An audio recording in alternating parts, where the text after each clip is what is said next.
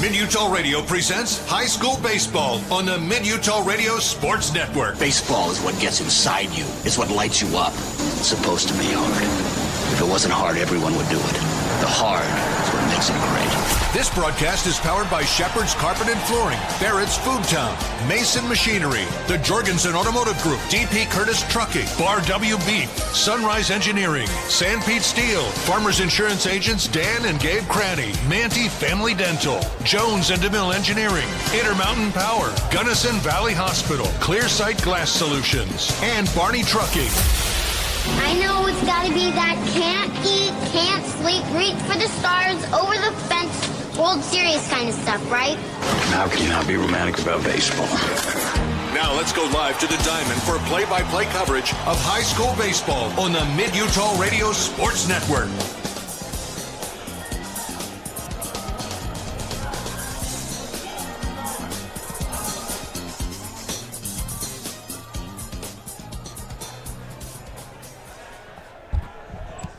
And welcome now to Gatesville at Kearns High School. Robert Lovell with you alongside Willie Akers and Nolan Anderson of the 3A Baseball State Championship Series. Game 2 of this state championship series, and I'm glad to be back at it after Willie and Nolan took it over for yesterday, and I'm glad to be back with them here today for this 3A state tournament. But great battle yesterday in Game 1, guys. 7-6, Union ends up winning. It was a back-and-forth battle. Union took the early lead. Grantsville came back to take the lead. Union went back in front, Grantsville went back in front, Union went back in front, and then was able to hold on for the one-run win. Willie, what did you see yesterday out of these two teams? Well, you know, I think it came down, we've talked about it all years, the free passes, the extra chances you give your opponent in a tough game like this, especially in a championship series. You know, you can't afford to do that. But I think the big hit was the home run by Gannon Labram that kind of, it seemed to set the stage for Union. They seemed a little bit more relaxed after that, and you know, they got the job done. And the other thing I wanted to say, how can you not be romantic about playing a baseball in a setting like this? Yeah. The way it's supposed to be with natural grass, and I mean, just a beautiful setting. Yeah, it is a great facility, that's for sure, here at Gatesville at Kearns High School. Nolan, what did you see yesterday? What do you expect to see today from these two teams? I expect to see a very similar game than what we saw yesterday. One thing that impressed me about both these two teams is even though they were down, you talked about it, one team gets ahead, the other team comes back, takes the lead. The other team comes back. There was no panic from either of these two teams. They executed. There was a couple miscues, and they could have been costly, but that's the thing that I noticed is they didn't let that bother them. They didn't panic. They came back. They did the things they needed to. I mean, it literally came down to the last out. You know, and the miscues were mostly mental mistakes, you know, base running blunders and stuff like that, you know, maybe run themselves out of a run or two here. Yeah, I expect another fun game today. Yeah, it should be a great matchup here. They're the top two seeds, right? You've got a Grantsville team that comes in. They have the best record in 3A this year. They came in as the 2 seed. Union, who played just a brutal schedule this season, which is why they came in as a 1 seed with 10 losses. That's what Nolan talked about yesterday, was the difference in the schedule. Yeah. I mean, it's rare to see a 1 seed that has 10 losses. Yeah, right. Well, and the other team at the time yesterday, I think it was going into the first game yesterday, 25-4 for Grantsville, 17-10 for Union. You'd think that Grantsville was the 1 and Union was 2, but it was opposite because of that strength of schedule. Yeah. And the great matchup yesterday again. These two teams, they both took care of business earlier this week at Lindquist Field. Both of them going undefeated. Didn't have to go to the F game on Thursday, which obviously helped save some pitching. They both could have used Fossen and Wattahamaji on Thursday had they gone to that. Instead, they're able to save them for yesterday. And that's what I love about this format is you get their 1s and their 2s and their 3s all facing off. You're not trying to find somebody else that's just available to be able to throw. Yeah. And we're going to get a great matchup today in Gunnar Kimber for Grantsville and Ryan Oakey for Union. Yeah, it should be a good one. Yeah, you don't have to worry about second class or bullpen sessions to get through the ball game.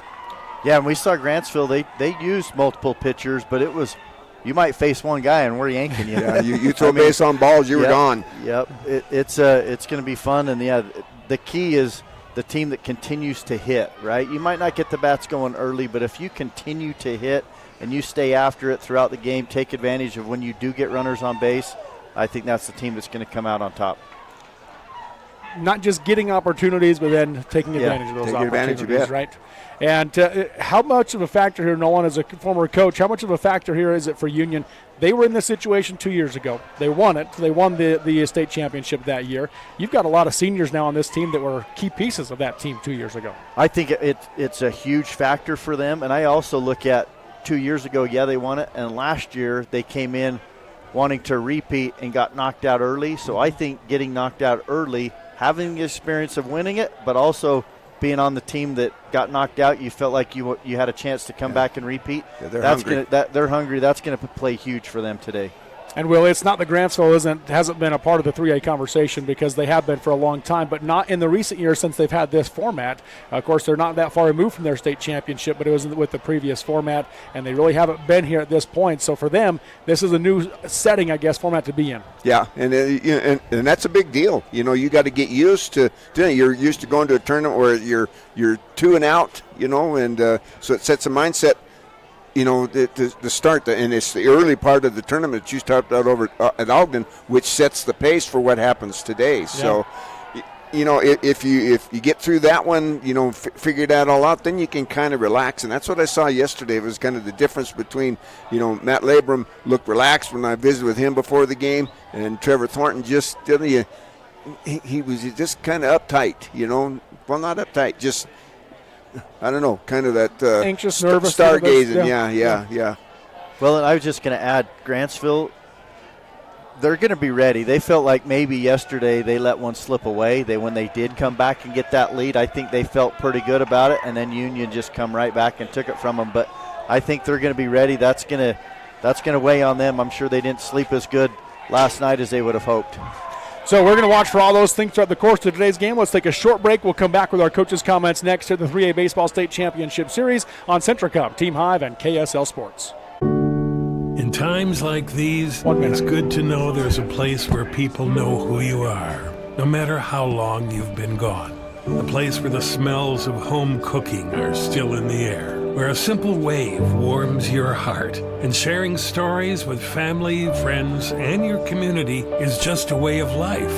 Yes, in times like these, it's good to be home.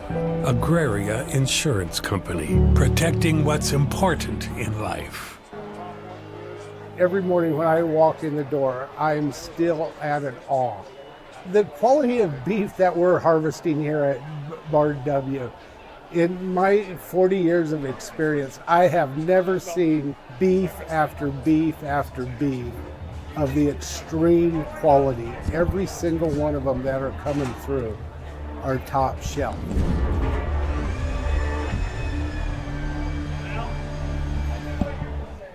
Live high school sports action on Centricom, Team Hive, and the Mid-Utah Radio Sports Network. And welcome back here to Gatesville at Kearns High School as we get ready for first pitch of Game 2 of this 3A State Championship Series. Let's take a look now at our coaches' comments here inside the pregame show. Now by Coach Matt Labrum of the Union Cougars at the 3A Baseball State Championship Series. Game 2. Coach, first off, looking at your team coming off the one-run win yesterday over Grantsville. Where do you feel like your team is at coming into this second game today? Well, we really like, that we have the one win. I think that Friday game is a big game, and so we're grateful that we won that game, and I like where we're sitting, but we got to come out and play. They're a great team, and we need Ryan to have a great day on the mound, and looking forward to another tough game today. Your team has been in this situation before. 2 years ago, winning state. You've got guys on this team that were a part of that and were key players on that squad 2 years ago. How much does that help coming into today? I think that definitely helps a little bit. Gives them, we have a little bit of confidence. We've been here. We understand, what it feels like, what it looks like. But you still have to execute, and we still have to play the way that we know how to play ball. Obviously, you got a good look at Grantsville yesterday and saw them throughout the week, but what do you expect to see out of them this morning? I expect the same thing. I think they're going to throw strikes, and they're going to hit the ball hard. They're going to compete hard, and I think, the same thing's going to happen with us. I think it's going to be another really tough ball game. Looking at your team at the plate, obviously good to get Gannon Labrum going on Wednesday and again yesterday. Davin Brotherson has been huge for you at the 9 spot this week, and Stetson Wills had a big game for you too yesterday. What are you seeing out of those guys, and who else would you like to see step up today? Yeah, it's been fun. That's what I really like about our lineup is, it would be cool if we had all 9 guys going at the same time. That'd be a lot of fun. But that doesn't happen. That's baseball. But what's nice about our lineup is I feel like we're very deep, and somebody will pick it up and pick up that action. I feel like Tyson Marks has been really good as well. Cade Franson's been really good too, and like to see Bo hit a few balls harder, but he's been doing a good job. I just like it. I like where we're at. I like our lineup, and I like our approach. And if we stay within our approach, I like our chances. Looking at the pitching staff today, who are you going with in this one, and what do you need to see out of him? So Ryan Oakey will be starting, and he just needs to attack the zone and throw strikes and put the pressure on Grantsville, and then we need to make the plays behind him, make those routine plays, and let him stay in the game as long as we can keep him in there. Anybody in their lineup you feel like you got to be careful with? Yeah, I think there's multiple guys in there. I don't want to miss anybody, but I think their top 5-6 guys are really good. They do a good job to hit the ball hard. They handle the bat well, and so I think those guys have done a good job and been really good all year. And overall, what 2 or 3 things have to happen for your team to get the win? I think, again, just going back to the basics, make sure we have a good approach at the plate. We're throwing strikes and that we're making plays behind, limit the free bases, and then make sure that we're moving runners over and we're getting them in when we have those opportunities. All right, Coach. Well, thanks for joining us, and good luck today. Okay, thank you. Appreciate it.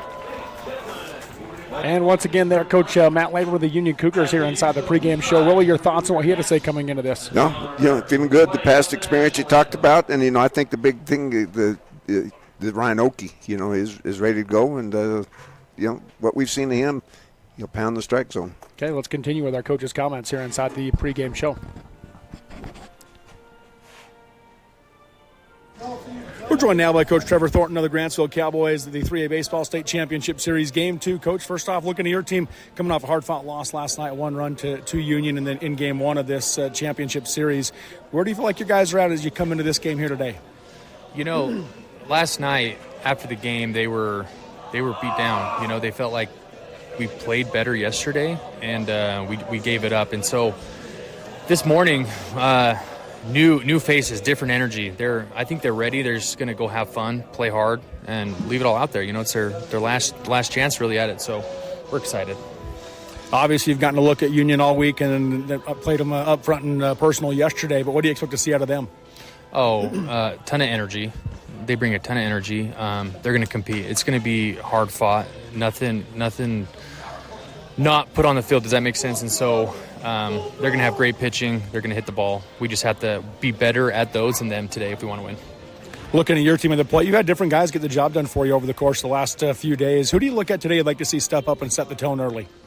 I'd like to see Riley Williams in our 2 spot. I think that would be huge for us. And then, again, I always talk about the bottom of our order that gets that going. So if we go in our Carter Reed and if Gray Warren in our 9 spot can find ways to get on base that bring up to the top of our order, I think it can help us do some damage. Looking at your pitching staff, who are you going with in this one, and what do you need to see out of him? We're going to go with Gunnar Kimber today, just strikes. If Gunnar can throw strikes and get us through 4 innings, that's kind of what we expect. And if he can do that, I think we'll have a shot and we'll keep competing. Looking at Union's lineup, anybody you feel like you got to make sure you're careful with? Yeah, one and number 3 hitters. Yesterday, I just felt like they kicked our butt, and so we just got to make sure that we're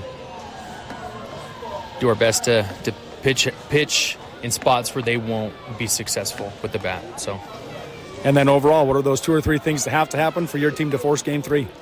We got to pitch, we got to hit, and we can't have outs on the base paths. So we got to be smart on the bases. If we do that, we can win. All right, Coach. Well, thanks for joining us, and good luck today. Thank you. Appreciate it. Once again, Coach Trevor Thornton there of the Grantsville Cowboys at the home team today in Game 2 of this best-of-3 championship series. Nolan, your thoughts on what he had to say coming into this one? Well, he obviously talked about the importance of pretty much doing everything right. He knows which hitters he's got to be careful with. Labrum and Marks both had good days yesterday against them, and so they're going to try to be careful there. But I think really it comes down to their team doing what they're supposed to do. He talked about the importance of maybe the the 9 batter, getting things, Grayson Warren getting things going for the top of the order, Jordan Fossen, and then once they get on base, just, not having those outs on the bases, just making sure that they can get guys around. They only left 4 base runners yesterday, so they didn't have a lot of opportunities, but when they did, they made them count.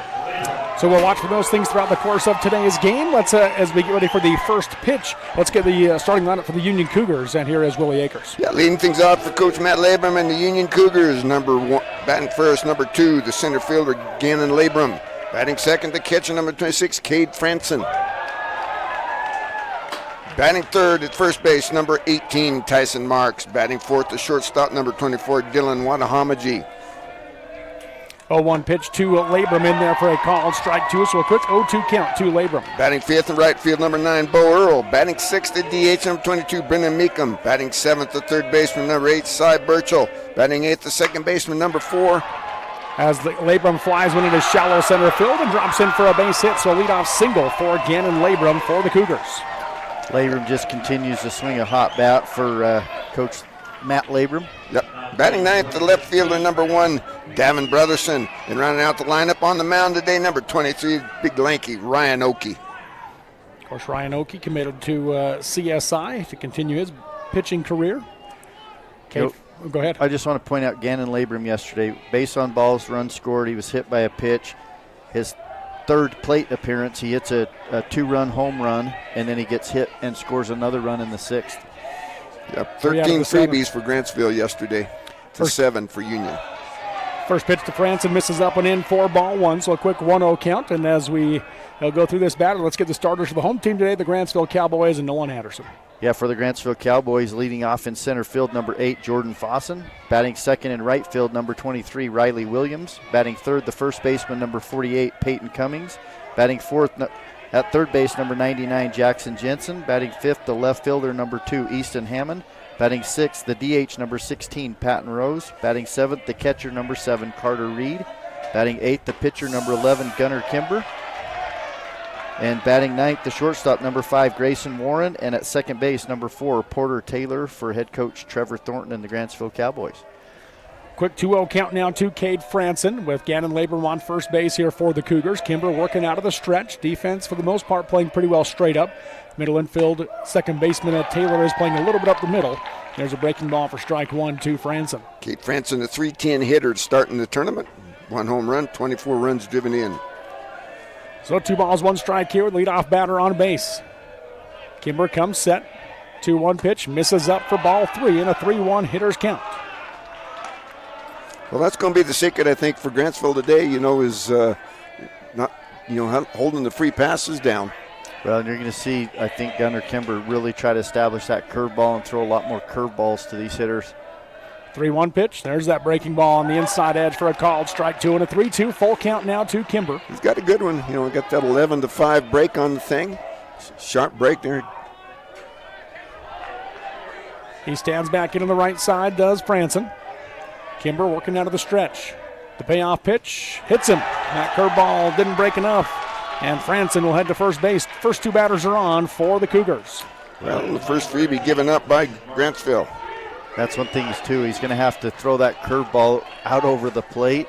You throw it inside or leave it inside, these Union hitters are just going to stand there and take it. Yep. Tyson Marks at the plate, 436 to start the tournament. 2 home runs, 39 runs driven in. And you heard Coach Thornton say that Gannon Labrum, Tyson Marks, those are the 2 guys that really felt like hurt him yesterday. And so a key at bat here for the Cowboys. Well, and I would agree with Trevor Thornton. He knows the opponent and who does the damage. First pitch swinging, and Marks drives one hard into right field. Labrum rounds third. He's on his way home. The throw is offline, and Marks will hold at first with an RBI single. Cade Franson goes first to third, and it's 1-0 Union here in this state championship game. Yeah, good piece of hitting there. Took that one, was up and in, and just drove it. Well, good base running, too, because Franson goes first to third, and obviously Labrum comes around to score, but Tyson Marks just doing damage there in that 3 spot. So that brings Dylan Wadahamaji to the plate now for the Cougars. Wadahamaji, a 384 hitter to start the tournament. 1 home run, 25 runs driven in. Runners on the corners here for Union. Coach Labrum gives the call. They got to go to their pocket organizer for the signal here. That's right. That's why we decided it's a call as opposed to a sign, right? Calls out the play. He'll square to bunt. Runner takes off, pulls it back. Throw down to second, not going to be made. Cut off by Kimber on the mound, and they give up second base to Tyson Marks. Well, Marks, he slid right past the bag and ended up landing, sitting right on top of the bag. I don't know if he just started his slide a little late, or if he just slid that much, with the turf there. But we'll watch the replay here as he takes off and stills. Yeah, he just slid really well. Yeah. That was ball one to Watahamaji. 1-0 pitch, curveball in there for strike one. 1 ball, 1 strike. Yeah, I think that key, like you said, is going to be establishing that curveball, keep these guys off balance. Here's the 1-1 from Kimber. Another pitch in there for a called strike 2 and a 1-2 count. Yeah, another good off-speed pitch right there from Kimber. But, yeah, these Union hitters, they hunt the fastball. Marks, he took the first pitch fastball and drove it. Yeah.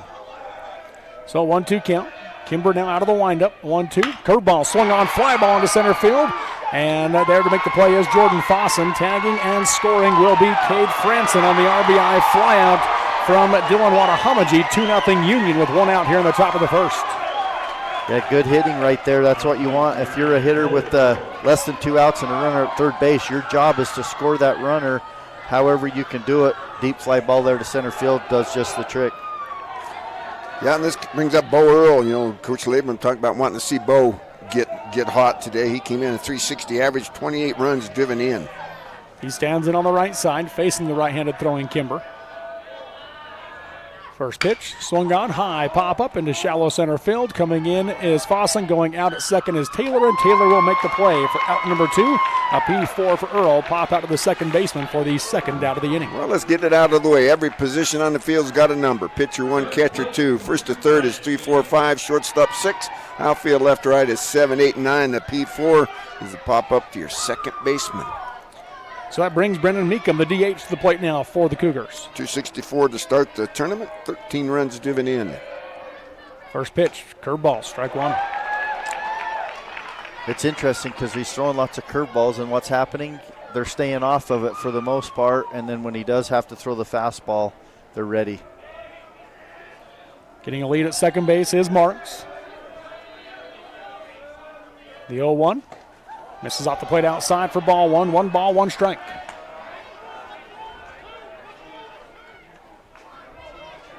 Still got the runner at second base in scoring position, hoping to get that 2-out clutch base hit right here. Got some good clouds in the sky. Won't have problems with the high sky today. Yeah, misses up there for ball 2. Leaves it up in the zone right there. He's got to get a pitch down below his hands that he can drive. Yeah, we're getting trinkets from UHSAA here. Appreciate Jeff Clough. Next pitch, that breaking ball drops in for strike 2. 2 balls, 2 strikes now to Brendan Meekum with 2 outs and a runner on second and 2 runs across. 2s are wild. Defense playing straight up. Taylor holding on the runner at second base.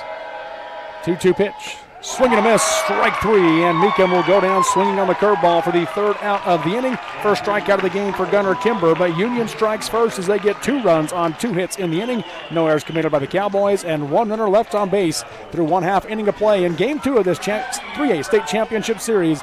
It is Union 2, Grantsville 0 on Centricom, Team Hive, and KSL Sports. Barrett's Food Town has been your hometown grocer since 1935, earning your business every day with its fast, friendly, and convenient services. Barrett's meat department is second to none. You don't have to call someone out of the back room to get that special cut of meat you desire and deserve. You don't have to play card games or put up with troublesome gimmicks. You save money every time you shop Barrett's Food Town. Barrett's Food Town supports local schools and sporting events. Shop Barrett's Food Town in Salina or click on barrettsfoodtown.com or follow Barrett's on Facebook. So you're all moved in. How's your new roomie? Oh, she's cool. She's also a biology major. Oh, that's great. You guys can help each other stay on top of homework. I just hope the classes aren't hard. I'm kind of scared based on what I've heard. You'll do great, I'm sure. We're proud of you. Aww. You ready to go? Who's that? Gotta go, Mom. Have a dorm meeting in 2 minutes. Love you. Hello? Hello? Who was that? Centracom Fiber, because you don't just need internet, you need good internet. In the beginning, glass repair meant a long trip to the city. Inconvenient, but it got the job done. Then came the big chains, quick but costly. Then Clear Sight Glass Solutions rolled into town. For 15 years, they've been making your life easier with mobile and in-shop services. Because they're local, and they genuinely care about keeping you safe on the road. They even recalibrate for new models. Visit them on Main Street or at clearsightglasssolutions.com. Keep it clear, keep it local with Clear Sight Glass Solutions in Nephi. Live high school sports action on Centracom Team Hive and the Mid-Utah Radio Sports Network. Welcome back here to Gatesville at Kearns High School as we get ready to go to the bottom of the first inning in a 2-0 ball game. Union leading Grantsville here in Game 2 of this 3A State Championship Series. And for the Cowboys, they bring the top of the order to the plate, Jordan Fossen, Riley Williams, and Peyton Cummings. If they get to the fourth batter, the cleanup hitter is Jackson Jensen. Ryan Oakey on the mound for the Cougars. Yep. Jordan Fossen comes in with a .458 average, 17 RBIs, 40 stolen bases, and I might add 6 strikeouts on the season. Yeah. Just six strikeouts on the season. Fossen's a player, and when he gets on base, he makes stuff happen. And I think that was the difference yesterday. They kept him pretty much in check. Yeah. He stands in on the right side here, facing Ryan Oakey.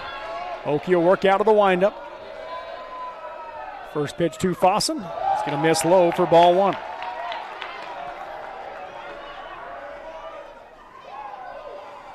Oakey comes pretty much right down over the top. Got some good velocity, good curveball. 2-0 pitch. That's on, or 1-0 pitch, excuse me, on the inside half where they called strike 1. Hitting 87 right now on that fastball is Oakey. Tall, lanky righty right here. Got some good whip to the fastball. That one's fouled back out of play for strike 2. 1 ball. 2 strikes now to Jordan Fossen. Yeah, just challenged him right there with another good fastball. Up a little bit. Jordan just couldn't get the barrel on the ball. The 1-2. Just off the plate outside. Good spot from Oakey. Fossen, though, didn't bite. Yeah, it was that good sharp break. Yeah, it had good movement, too, for sure. It did. It dropped hard. Here's the 2-2 delivery. Swung on and fouled into the screen as Fossen battles to stay alive. Fossen a little bit late on that fastball.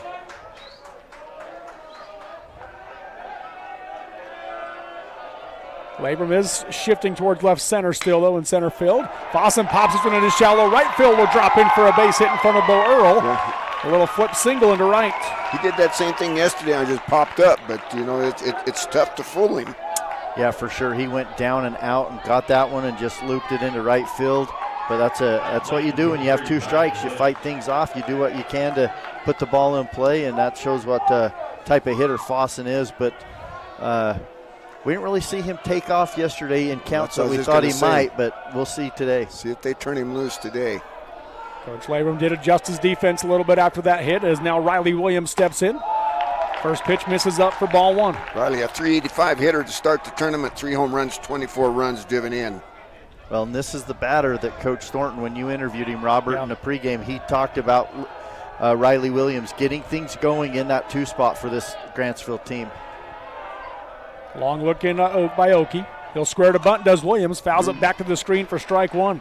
And I actually feel like Williams on Wednesday had a really good game against Carbon in that 10-6 victory to move on to this championship series. And so I'm sure Coach Thornton would like him to do similar to what he did that day. Well, and they're not afraid to bunt, this Grantsville team. And not only bunt for a base hit, but bunt to move runners around. They tried right there, just unable to get it down, get it fair. I think they recognized. I think Fossen was ready to go on that one. He took just a little bit extra. Yep. I agree. I thought he had a pretty good lead right there. Oakey, of course, throws over to make sure he does not go. Yeah, you know, I think he's smart. He took the throw to see how quick he gets over there. Now he knows. Yeah, pretty good size lead He's again. Going. Takes off on the pitch. Fouls that one off, though, does Williams. And Fossen will head back to first base. 1-2 count now to Riley Williams. Yeah, and that was a pitch that was up in the zone, but, you know, hard to say if he's just stealing and you got the green light as a hitter, if it's in there to swing away, or if it was an actual hit and run. So 1 ball, 2 strikes. Runner on first, no outs here in the bottom of the first. 2-0. Union leads Grantsville. Not quite as big of a lead this time by Fossen. Stays home. 1-2 pitch on the outside edge for a called strike 3, and Williams will go down looking for the first out of the inning, first strike out of the game for Ryan Oakey. Yeah, good spot. I think he was expecting the curveball there. Got the heater. Well, and that was the better pitch of the one that he swung at the time before versus that one. Yeah, got to be ready for that. Yeah, that one was down. The one he swung at earlier was up in the zone. Brings Peyton Cummings to the plate now for the Cowboys. Fossen leaning. Oakey looks him back. Cummings to 353 to start the tournament. 1 home run, 32 runs driven in. He'll stand back in on the right side.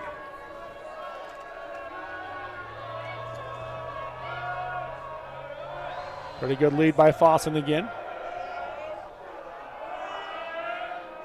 Takes off on first movement, misses high on the pitch. Throw to second is going to get through into center field, and Fossen is safe with a stolen base. I feel like, too, Robert, if that ball would have been where it needed to be, he's out. Yep, that was a good throw. Well, just a little bit offline. It was offline. Timing was good. It was towards second base, and it goes into center field. But if that ball was there, good throw from France, and they had him.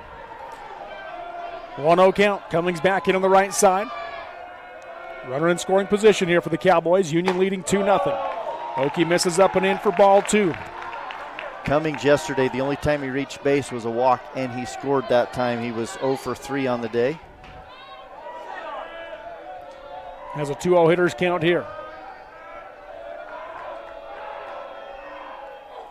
Swung on and fouled back out of play for strike 1 to Cummings. But he's got Oakey's attention out there at second base. It's not a sense that he's not going to try and take third as well if he could get a good jump. I think they pretty much have him, going when he thinks he can make it.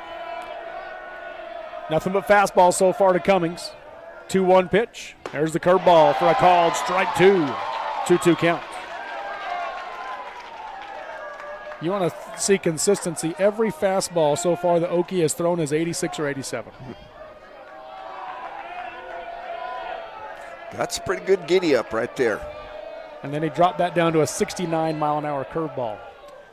2-2 drops off in the dirt for ball 3 and a full count. Well, and you want that change of speeds, right? That's what makes you effective. I think that's what Riley Williams was maybe thinking off speed, and then you can't catch up. You got to look fastball, then adjust. But when you change speeds that well, you can't just swing away at either pitch. Full count here. Oakey takes the sign as he checks Fossen at second base. 1 out in the inning. The payoff pitch to Cummings. Curveball just misses for ball 4, and Cummings will draw the base on balls. Runners at first and second now for the Cowboys. That was a really good at-bat for Cummings. Battled. He didn't take pitches that, were out of the zone and swing at him or chase him. He was very disciplined at the plate, draws the walk. And Jackson Jensen, a 397 hitter, 4 home runs, was co-leader on the ball club. 28 runs driven in to lead the team. He stands in on the right side. First pitch on the outside edge, strike 1. Well, and he was 2 for 4 yesterday, both singles, and they later came around and scored both those 2 times too. So he's dangerous when he gets on base.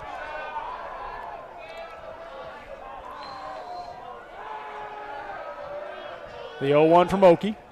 Swing and a miss, strike 2. Just threw the hard one by him right there. And that first fastball hit 88 from Oakey. Head in the count 0-2 here.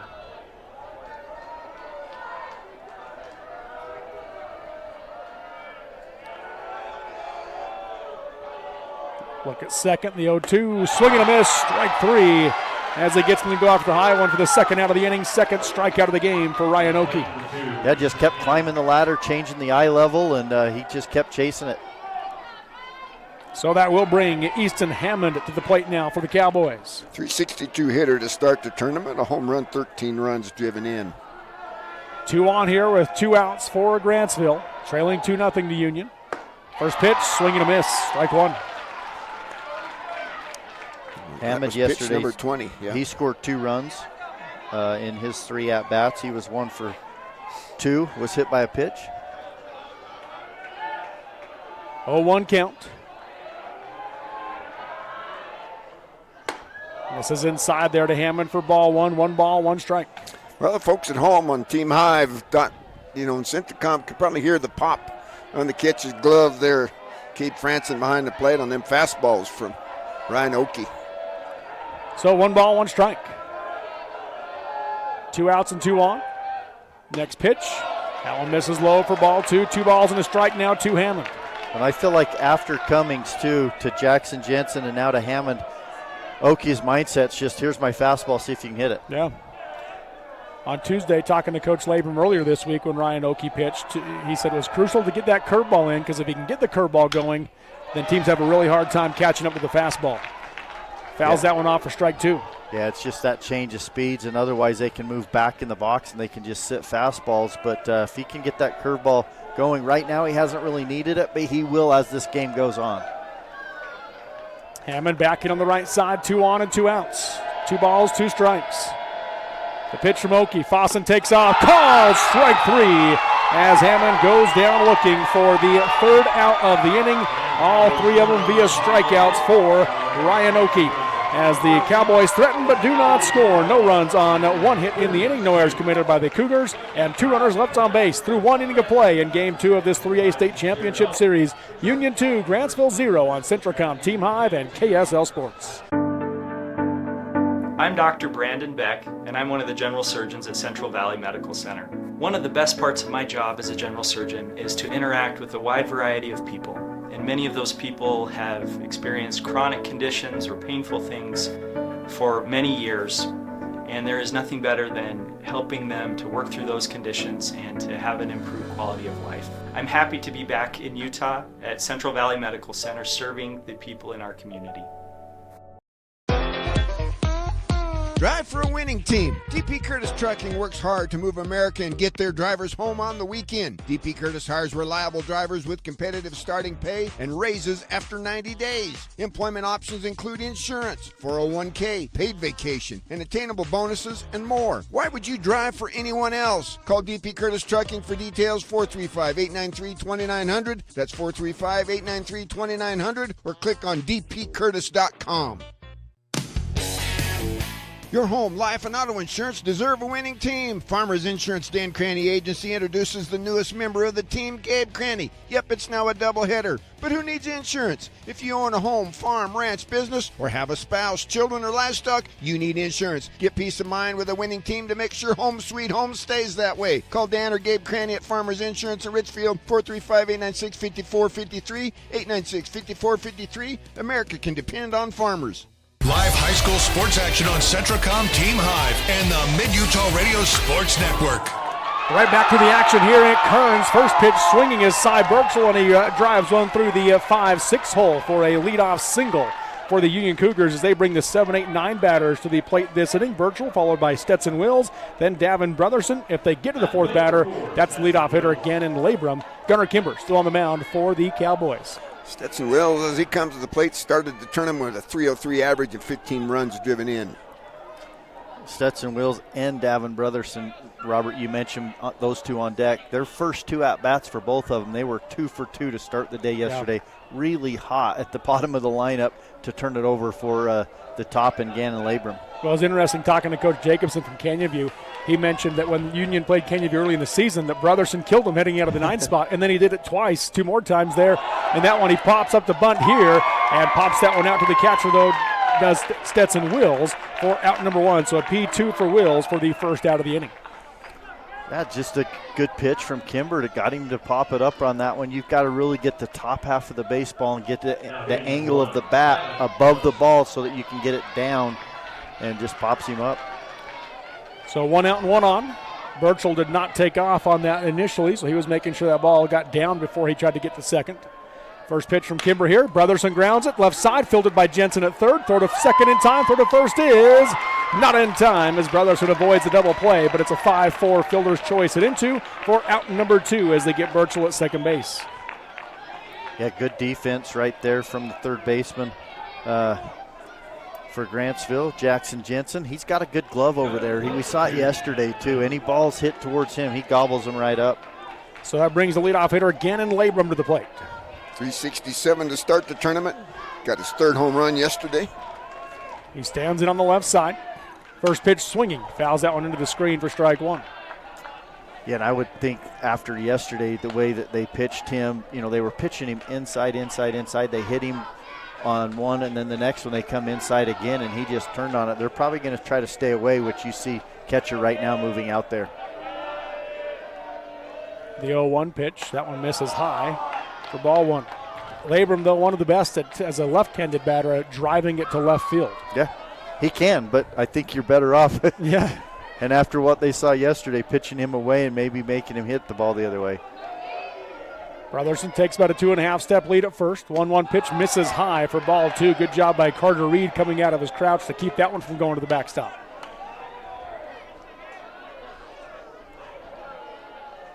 Yeah, I like to watch that Carter Reed. He doesn't get down on the knee or anything. Then he gets in a crouch, and he gets down low. He's ready to get up and go. Next pitch misses up to Labrum for ball three. So a 3-1 hitters count now for Gannon Labrum.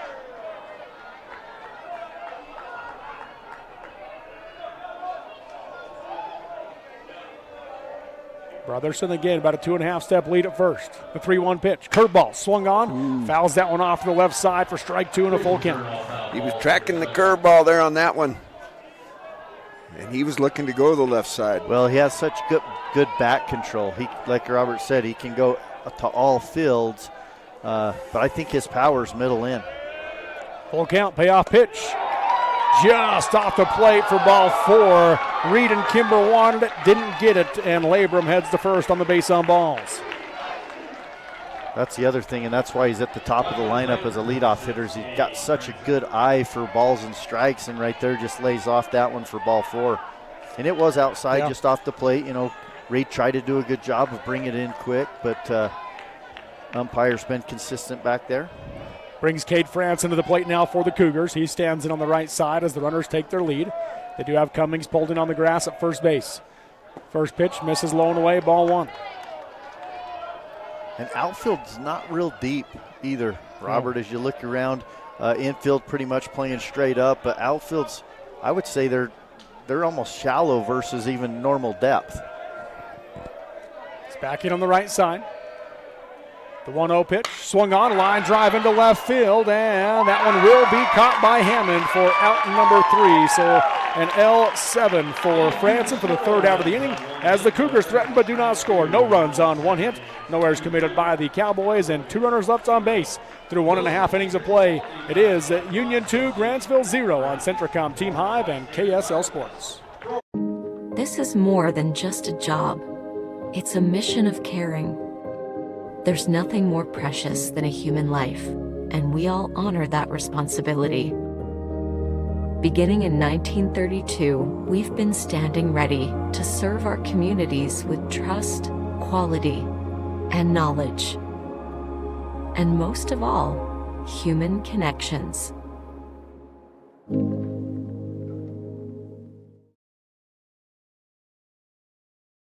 To dare mighty things means to embrace challenges. It means to welcome a high-energy culture that prioritizes belonging.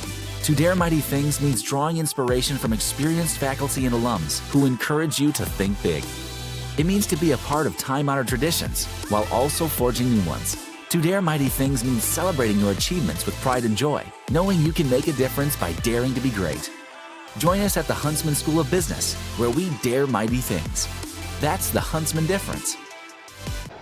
Live high school sports action on Centricom Team Hive and the Mid-Utah Radio Sports Network. Welcome back to Gatesville at Kearns High School. I love the old, they've kept the old scoreboard for the Kearns Cougars field here. And you got some young fans out there hanging out on the old scoreboard. Yeah. We talked a little bit about that yesterday as Gannon Labrum hit that home run that was just right over the top of it. Probably we were worried. Not worried, but we were wondering if it's going to be fair or foul, but it stayed just inside the foul pole, goes right over the scoreboard there. Willie said he went out and checked it out earlier. Yeah, I looked and see if it was one that you had to do from the inside. No, it's one you hang them on the outside. Got a little platform. Yeah, pretty cool. Patton Rose leads off the inning for Grantsville. The 6, 7, and 8 batters this inning for the Cowboys. Rose will be followed by Carter Reed, then Gunnar Kimber. If they get to the fourth batter, that's Gray Warren. Called strike one on the outside edge from Okie. 0-1 pitch. Bottom part of the zone for strike two and an 0-2 count. A good spot right there when he can keep that fastball down the angle. Already the mound's tall. He's tall. You're throwing downhill. That's tough to get on top of a good baseball right there and square it up. Here's the 0-2 from Okie. That one he lost the handle on. We got the mayor of Lehigh right there with that one. Pat Rose coming to start the tournament with a 333 average. He's got 3 home runs on the season, 23 runs driven in. He'll stand back in on the left side. Here's the 1-2 from Okie. Swing and a miss, strike 3, and Rose will go down swinging for the first out of the inning, 4th strikeout of the game for Ryan Okie. Yeah, Okie's doing well right now, got it dialed in. Yeah, but not catching up that fastball. Right. So that brings Carter Reed, the catcher, to the plate now for the Cowboys. First pitch, strike 1. That's nasty. It's nasty when you come with an 88, 89 mile-an-hour fastball and then throw a bender like that just buckles you at the knees. The 0-1 pitch. That's in the dirt outside for ball 1-1 count. Got a good crowd today. Of course, we had a good crowd yesterday. Here's the 1-1.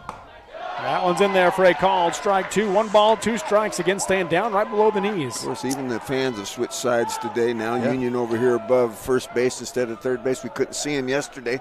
Had a good view of the Grantsville faithful. The 1-2.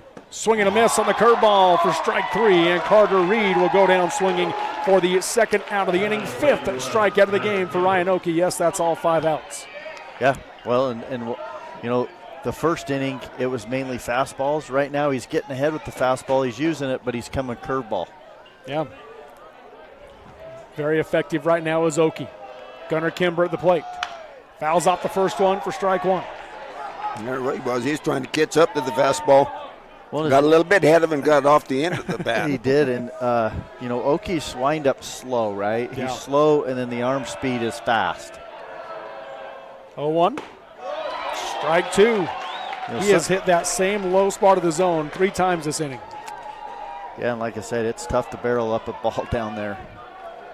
0-2 count, 2 outs, nobody on base. The pitch to Kimber.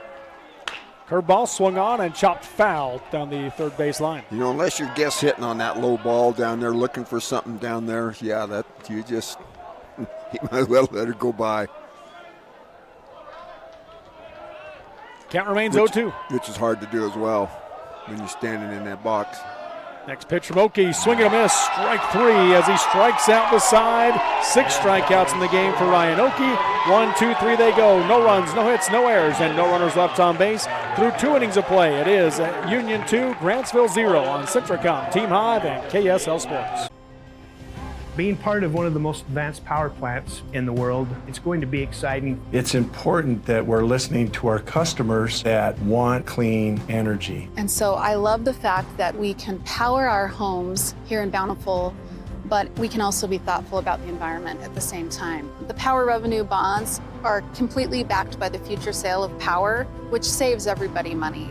And so historically, we've had lower power rates thanks to having this resource. Jones & DeMille Engineering was founded with a simple mission to shape the quality of life with a personalized touch. As a full-service civil engineering firm, they provide value beyond the project, creating places where people live, work, and thrive. For over 40 years, they've proudly served our communities, enhancing lives through their work. Join their team and become a dedicated community improvement leader. Whether you're an engineer or just love infrastructure, they invite you to seek a career with them. Jones & DeMille Engineering, shaping the quality of life.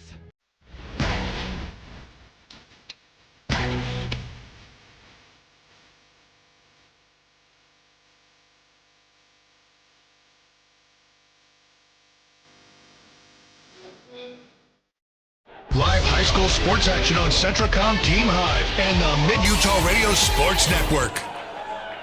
Welcome back here to Gatesfield at Kearns High School as we go to the top of the 3rd inning in Game 2 of this 3A Baseball State Championship Series, with Union leading Grantsville 2-0 right now, and the Cougars will bring the 3, 4, and 5 batters to the plate this inning. Tyson Marks, Dylan Wadahamaji, and Bo Earl.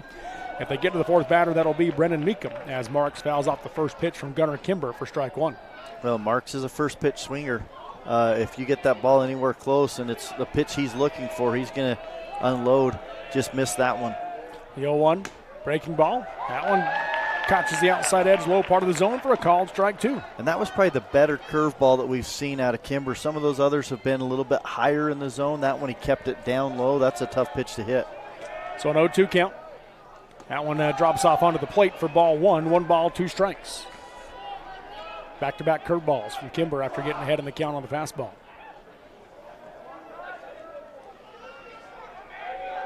We'll take the sign from Reed. Here's the 1-2 delivery. Swung on, ground ball to the right side. Bobbled by Cummings at first base. Into right field it goes, and Tyson Marks will reach on the air.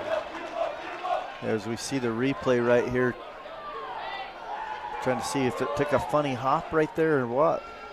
But yeah, just not able to field that one cleanly. And they do rule that an error. So first error of the game goes against the Cowboys. Runner on for Union. Third freebie given up by Union. Or Grantsville. Grantsville, yes. Brings Dylan Watahomaji to the plate as he gets the call from Coach Labrum down the third baseline.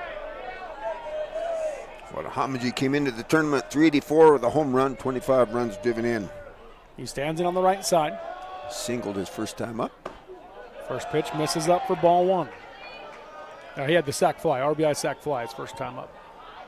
Where did I get off with that here? That's right. Picked up the RBI on that one out there too. Center field. Awesome. Yep. I was still looking at Marks' little box here. Short lead for Marks. Doesn't extend it. Now he does. Here's the 1-0 to Watahomaji. Curveball in the dirt. Good block by Carter Reed to hold the runner on ball 2.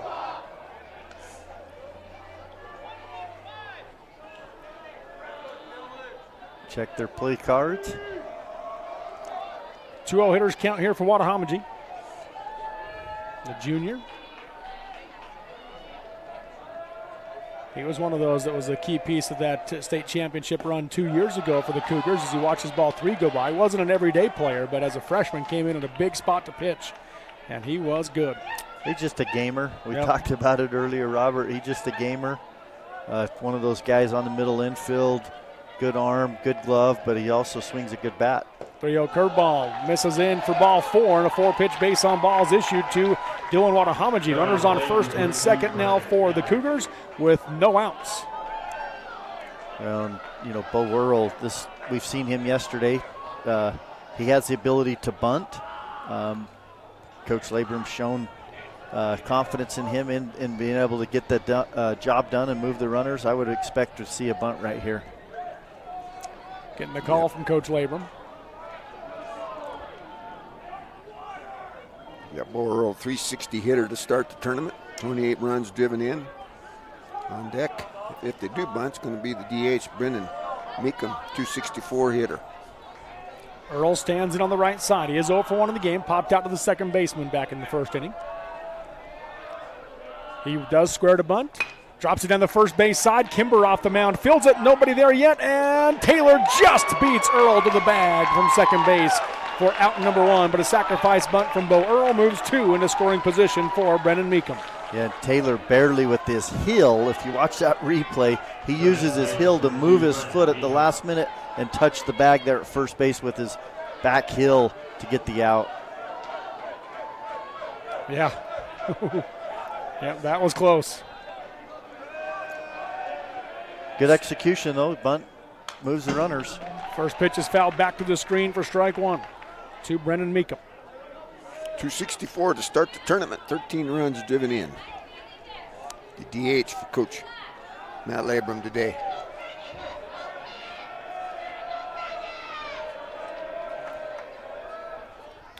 Next pitch misses up for ball 1. 1 ball, 1 strike now to Meekum. Meekum, the DH. Excellent opportunity right here to give Union the 4-0 lead. Base hit. Infield is pulled in on the grass as he watches ball 2 go by up and in.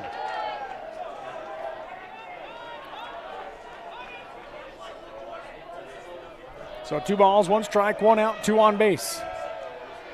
The 2-1 pitch, swing and a miss, strike 2. Good spot down there. Fastball down and away. Yeah, his front side flew open right there a little bit too, and then he drug the bat through the zone. He's got to keep that front side closed, try to drive that middle right side. The 2-2 from Kimber. Curveball fouled off into the screen as Meekum stays alive. Yeah, and that was a better swing right there than the time before. He able to go down there and foul that one off and stay alive. 45 pitches already for Gunnar Kimber. Here's the 2-2. Swung on. Pops this one up. At second base, Taylor calls for it and will make the play for out number 2. Big pop up there for Gunnar Kimber to get the second out of the inning. You know, Kimber gives up the 2 runs in the first, but he's been pretty good. You know, Union's had runners each of the innings, but he's able to just keep them from scoring right here, trying to do the same thing. Yeah, work himself out. Big spot now for Cy Burchell as he stands in on the right side. Cy, a 259 hitter to start the tournament, a home run, 11 runs driven in. First pitch misses up. Yeah, we're good, thank you. Here's the 1-0 pitch. Curveball ended it outside for ball 2. Good stop again by Carter Reed. Yeah, and that's a good spot for that curveball too after the last pitch that Burchell saw. Hitters count here, the 2-0. Misses up and in for ball 3 and a 3-0 count now to Burchell. Well, it makes you wonder too a little bit where Burchell was 1 for 1 coming into this at-bat. He got a single. Are they pitching around him just a little bit to maybe with the first base open create a force at any base? 3-0. That one's in there for a called strike 1. Yeah, you never take off on 3-0 like that until the umpire. But, you know, go automatic, like we said. Usually all you got to do is pull the pin on the hand grenade and lob it up there close. So 3-1 hitters count now to Burchell. Next pitch from Kimber. Swung on, fly ball into left center field. Moving over is Fossen, and he will make the play for out number 3. So an F8 for Burchell for the 3rd out of the inning. After the first 2 get on, Kimber sets them down in order. No runs, no hits, 1 error committed by the Cowboys, and 2 runners left on base. Through 2.5 innings of play, it's Union 2, Grantsville 0 on Centricom, Team Hive, and KSL Sports. Let's cover the perfect solution for memorable vacations, short road trips, or making travel memories with family and friends. Just be sure to purchase your next new or used vehicle at the Jorgensen Auto Group. Jorgensen Chevrolet Ephraim, Jorgensen Ford Richfield will make sure you get properly outfitted. On road, across town, or cross country, try the Jorgensen experience, available only at the Jorgensen Auto Group. Jorgensen Chevrolet Ephraim, Jorgensen Ford Richfield. Memory makers and thrill seekers wanted.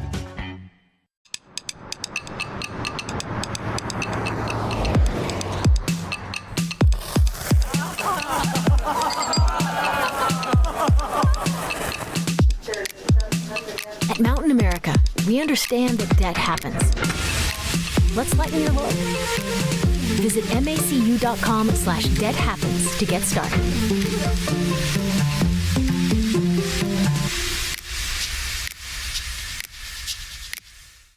Live high school sports action on Centricom, Team Hive, and the Mid-Utah Radio Sports Network. Welcome back here to Gatesville at Kearns High School as we go to the bottom of the 3rd inning in the second game of the 3A Baseball State Championship Series. Union won game 1, and they have a 2-0 lead here going into the bottom of the 3rd over Grantsville. The Cowboys, though, will bring the 9, 1, and 2 batter to the plate. Gray Warren, Jordan Fossen, and Riley Williams. If they get to the 4th batter, that is Peyton Cummings. Ryan Oakey, though, has been very good on the mound. 5 consecutive strikeouts right now for Ryan Oakey. First pitch to Warren. Misses up for ball 1. Gray Warren come into the ball game with a 184 average, 11 runs driven in. Coach Thornton talked about needing to get Gray there to, work it more than just turning the lineup over. Yeah, and he didn't care how, right? Whether it's a base on balls, getting hit by a pitch, just reaching it with a base hit or an error, whatever it might be, just getting him on base he felt like was going to be key for them in this one. 2-0 count. Oakey misses inside, so 3 straight balls to the number 9 hitter for the Cowboys. Cy Burchell at third base is pulled in quite a ways on the grass for Union. 3-0 pitch. That one's in there for strike 1. I tell people what you say, Willie, that when they square around a bunt like that, it just gives them a target to throw the ball at. That's it. Well, it also tells the pitcher that the hitter's given up, right? He's not going to swing regardless. Sometimes you might have the take on 3-0, but you want to look like you're going to hit the ball, and that puts the pressure back on the pitcher. 3-0, though, misses high, or 3-1 misses high for ball 4. So that sends Gray Warren down the line to first base. Leadoff batter is on for the Cowboys. Brings Jordan Fossen back to the plate. 4:58 to start the day. 17 runs driven in. Singled his first time up. Stands in on the right side. Pretty good lead at first for Warren. Okie. First pitch to Fossen. Fouled off for strike 1. And Fossen got a single, but he's just not swinging the bat the way he'd like. You could tell even there, he kind of talking to himself a little bit, maybe frustrated with that last swing on that pitch. Warren extends his lead at first. The 0-1 pitch, that's going to miss low for ball 1. 1 ball, 1 strike. Well, we've seen him be a little frustrated because, like we said, after he just kind of reached out and poked that one to right field his first time up, he did similar yesterday and popped up. So, but, you know, they're facing, you know, a good staff here for Union. 1-1 just misses for ball 2. 2 balls and a strike now to Jordan Fossen.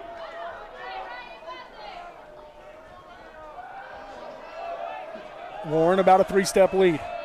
Hard for us to tell from our vantage point here where that ball is in relation to inside and outside. We're offset to the left side. That breaking ball just misses as well for ball 3. So a 3-1 hitter's count now to Fossen. Well, 2 straight 3-1 counts. You know, and if you're Fossen, 3-1, it's got to be 1 pitch, 1 zone. Otherwise, you're letting it go. 3-1 pitch swung on. High pop up in the infield. Wadahamaji calls for it at shortstop. Fossen just walks back to the dugout on out number 1. So a P6 for Fossen for the first out of the inning. I don't know about y'all, but in my day, if I'd have walked back on something like that, I'd have probably spent the rest of the ball game there sitting in the pines. I think it's just that frustration. Yep. He knows he's better than that, right? Just pressing a little bit, got under that pitch, lifts it in the air. Didn't quite get the barrel the way he wanted to. But he's got to realize he's going to get another chance. Got to keep your mindset right. Brings Riley Williams to the plate now for the Cowboys. Riley started the tournament at .385 with 3 home runs, 24 runs batted in. He's in on the right side. Warren takes off on the pitch, swing and a miss. Throw down to second is in plenty of time, but it gets through into shallow center field, backed up by Stetson Wills at second base. Really good throw by Franklin. Watching the replay too, it just went under the glove of Wadahamaji. I think he's trying to catch tag. He got to catch first, then tag, and it just went right under his glove into center field. So an 0-1 count to Williams, now the runner in scoring position. Next pitch from Okie. Swung on, ground ball back in the middle. Wills moves over, fields it. Throw to first is in time. Moving to third on the play is Warren on the 4-3 putout by Riley Williams.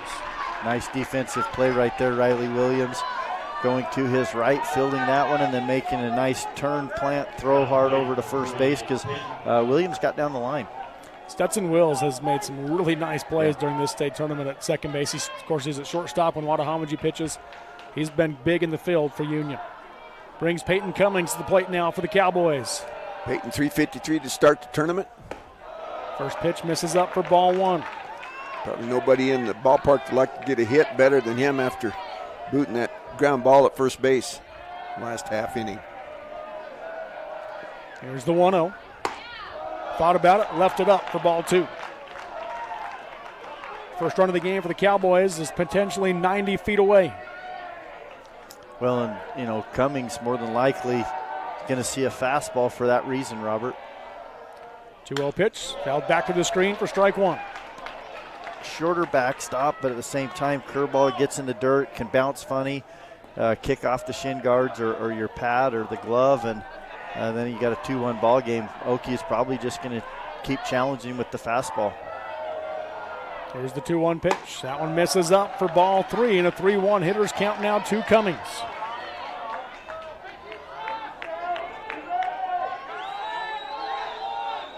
Coach Labrum telling him to take a deep breath, reset, just go in the next pitch.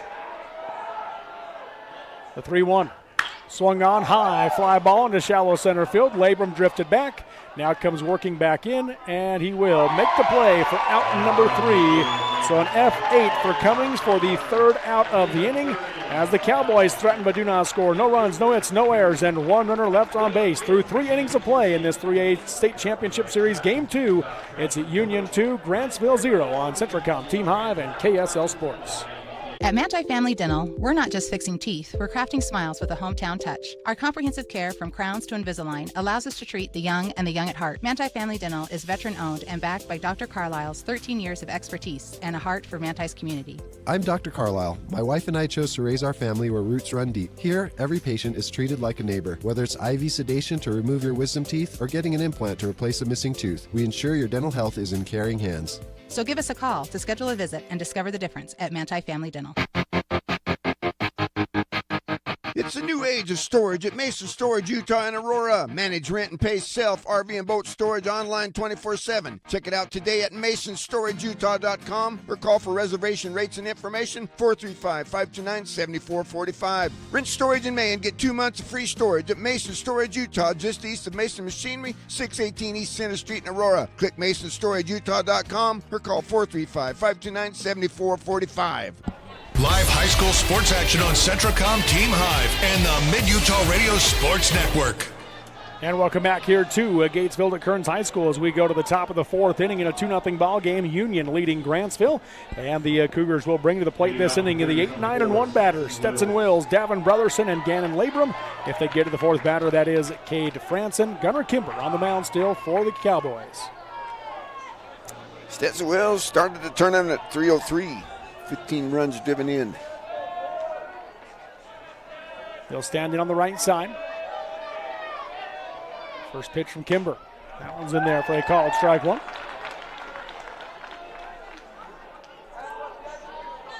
Wills popped out to the catcher his first time up, trying to put a bunt on the ground.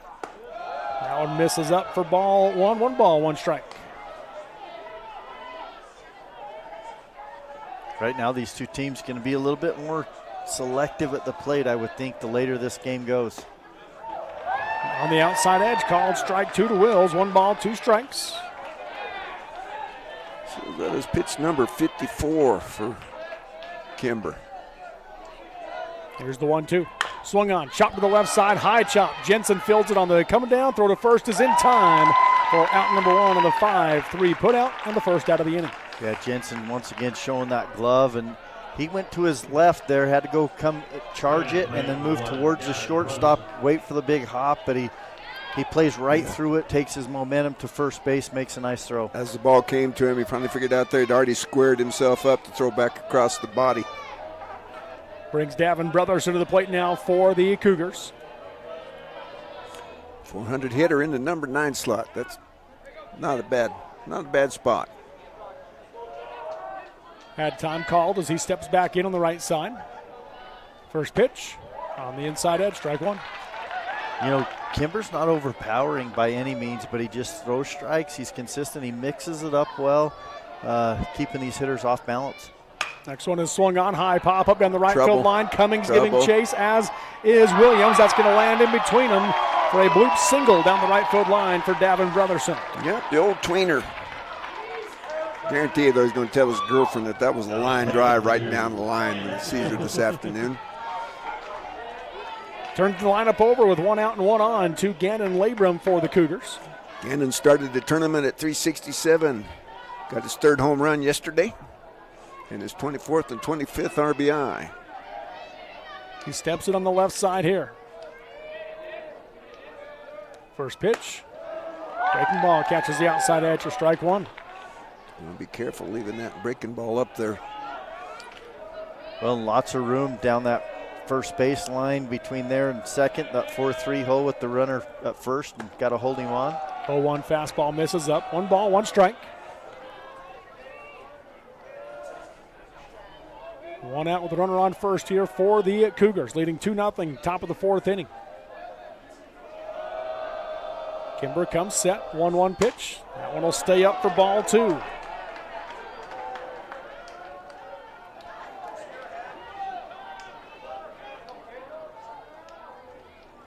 Got a little breeze, same breeze we had yesterday, but not quite as hard as it was yesterday. 2-1 pitch swung on, fly ball into center field. Fossen came in, now goes back and will make the play for out number 2. So an F8 to Labrum, fly out to center field for the second out of the inning. Yeah, that went the flag blowing from kind of north to south as you look from center field to right field. But just kind of a lazy breeze out there, nothing. It had it stretched out pretty good yesterday all game long. Yeah, same direction, but yeah, it's not much out there. Brings Cade France into the plate. He stands in on the right side. 3:10 to start the tournament with a home run.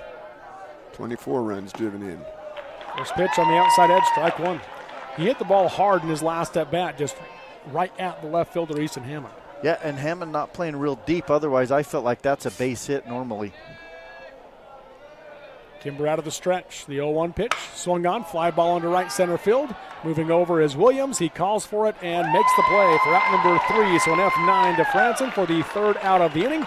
As the Cougars get one on, but do not score. No runs on one hit, no errors committed by the Cowboys, and one runner left on base through 3.5 innings of play. We're halfway home, and it's Union 2, Grantsville 0 on Centricom, Team Hive, and KSL Sports.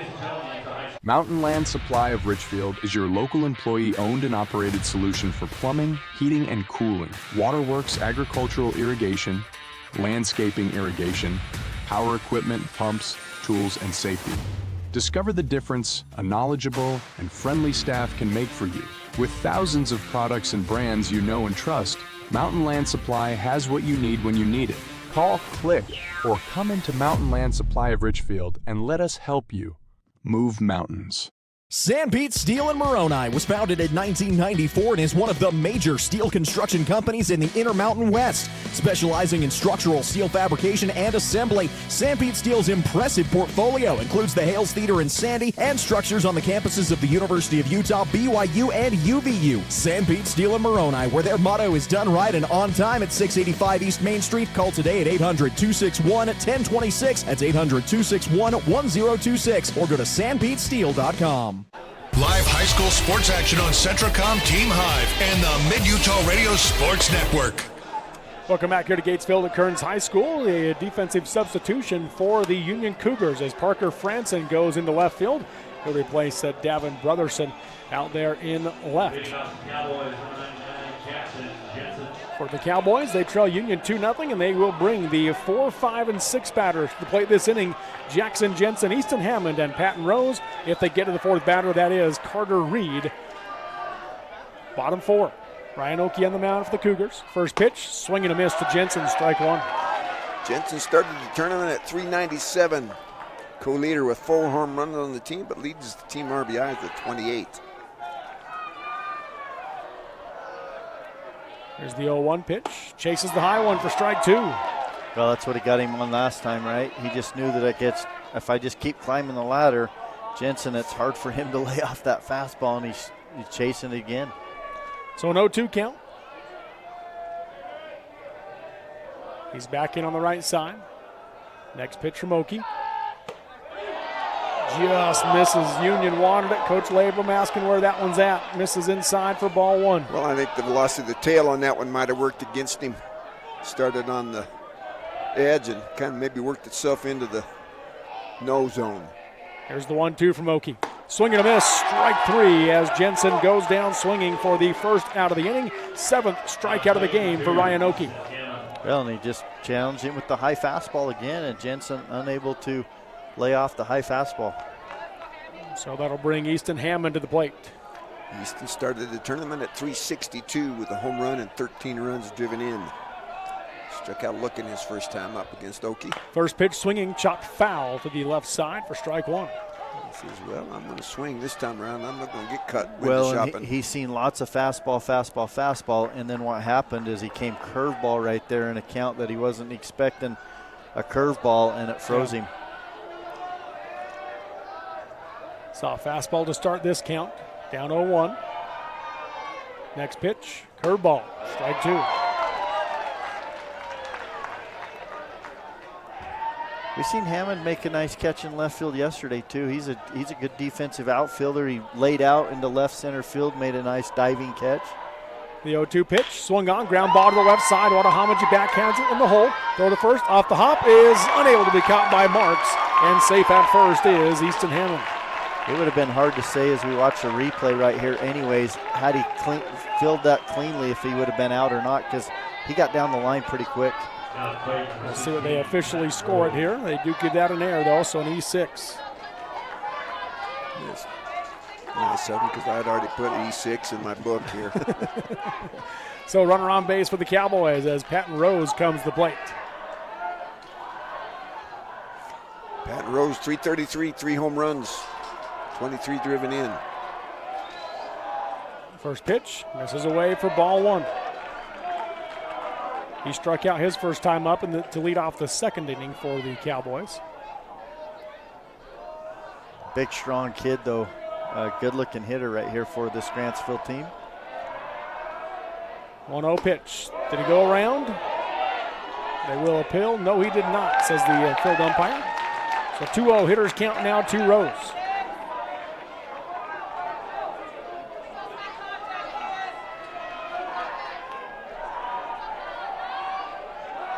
Throw to first, not in time as Hammond dives back safely. Hammond has 9 stolen bases on the season. Union put up 2 runs in the top of the first inning. Since then, both pitchers have shut each other out. Cougars hold on to that 2-0 lead. 1 out and 1 on here for Grantsville. Next pitch misses up and in for ball 3, so a 3-0 count to Rose.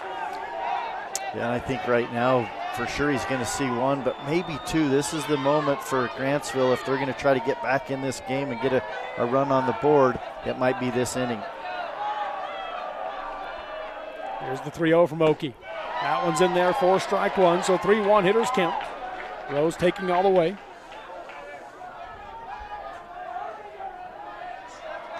Try to look down to Coach Thornton. Rose stands back in. Hammond getting about a 2-step lead over at first base. The 3-1 from Okie. Swing and a miss. Strike 2 and the count's full. That just challenged him. Fastball down. Kept it on the lower half of the zone right there. And Rose just swings right over the top. Hit 88 on that one. Full count. Giddy up. Here's the payoff pitch from Okie. Swing and a miss. Strike 3. And Rose will go down swinging for the second out of the inning. 8th strikeout of the game for Ryan Okie. That's just filthy. You come 88, like to drop something down there in the 69, 70 mile per hour zone. And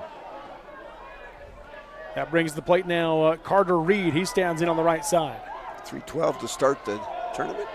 17 driven in. First pitch from Okie. Fouled off to the screen for strike 1. And these Grantsville hitters, because of the angle of that fastball, and when he stays on top, he's throwing downhill right there.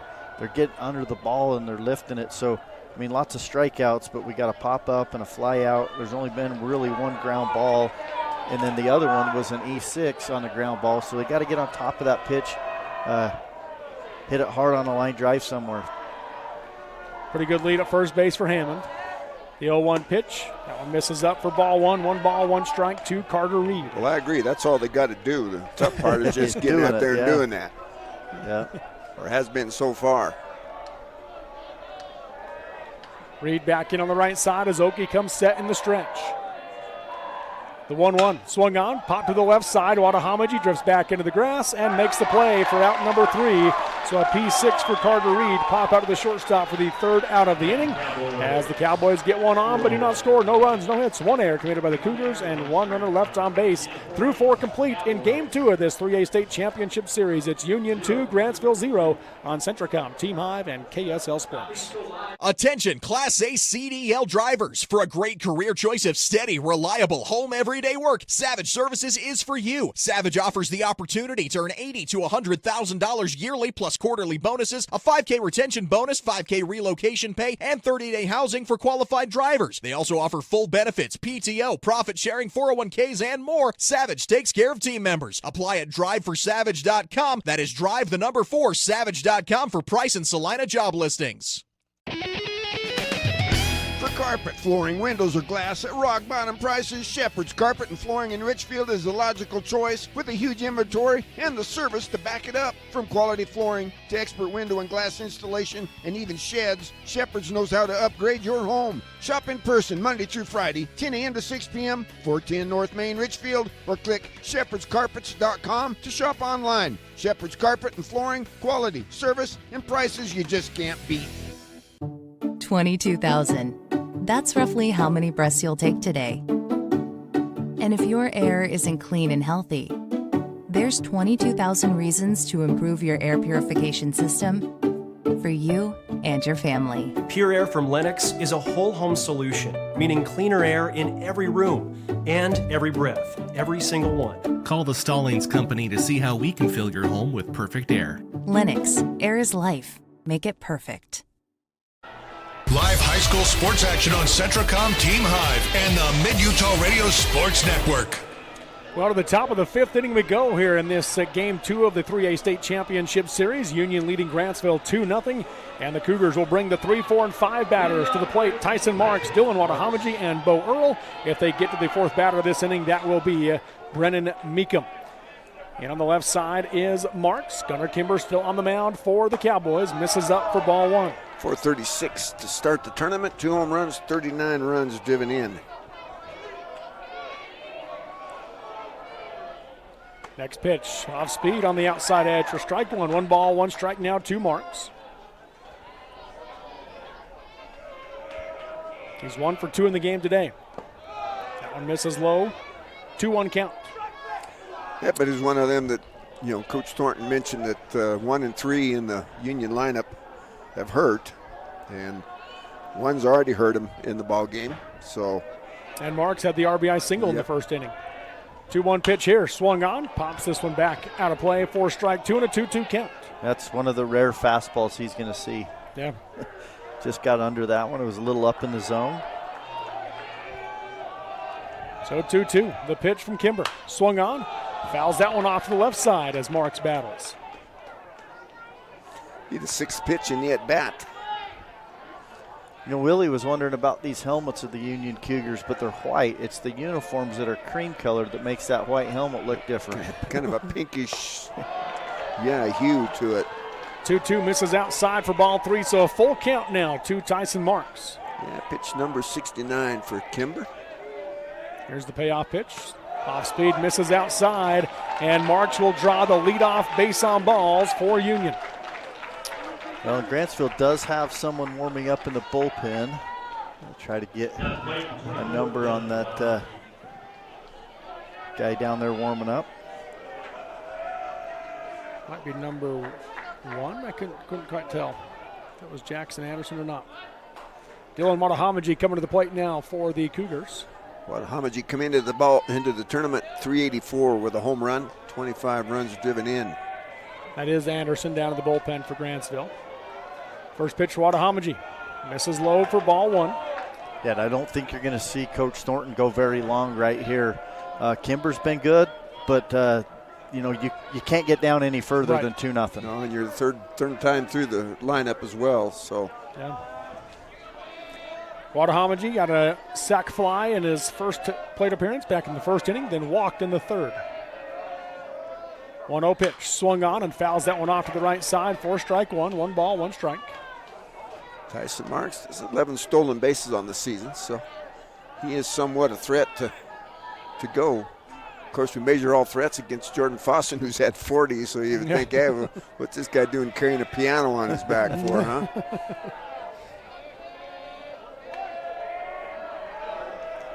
1-1 count. Short lead at first for Marks. Pitch from Kimber. Marks takes off. Ground ball to the left side. Fielded by Warren at short. This has the play at first and makes the play as Marks does move into scoring position on the 6-3 ground out by Dylan Watahamaji. Yep, getting out of the double play.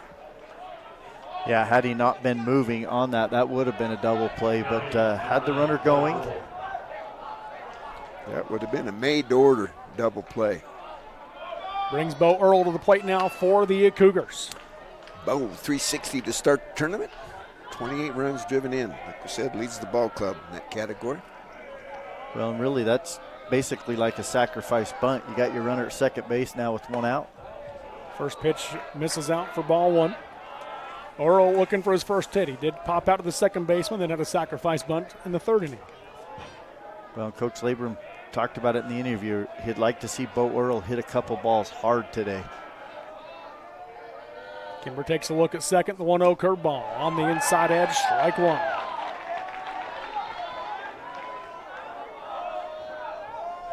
So 1 ball, 1 strike.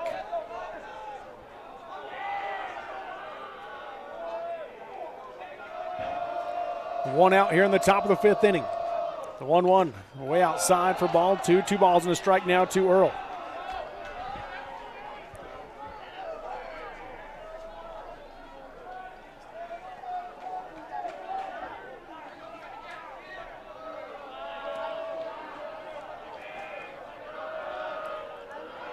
Next pitch from Kimber, swung on, flies this one down the left field line. Moving over is Hammond.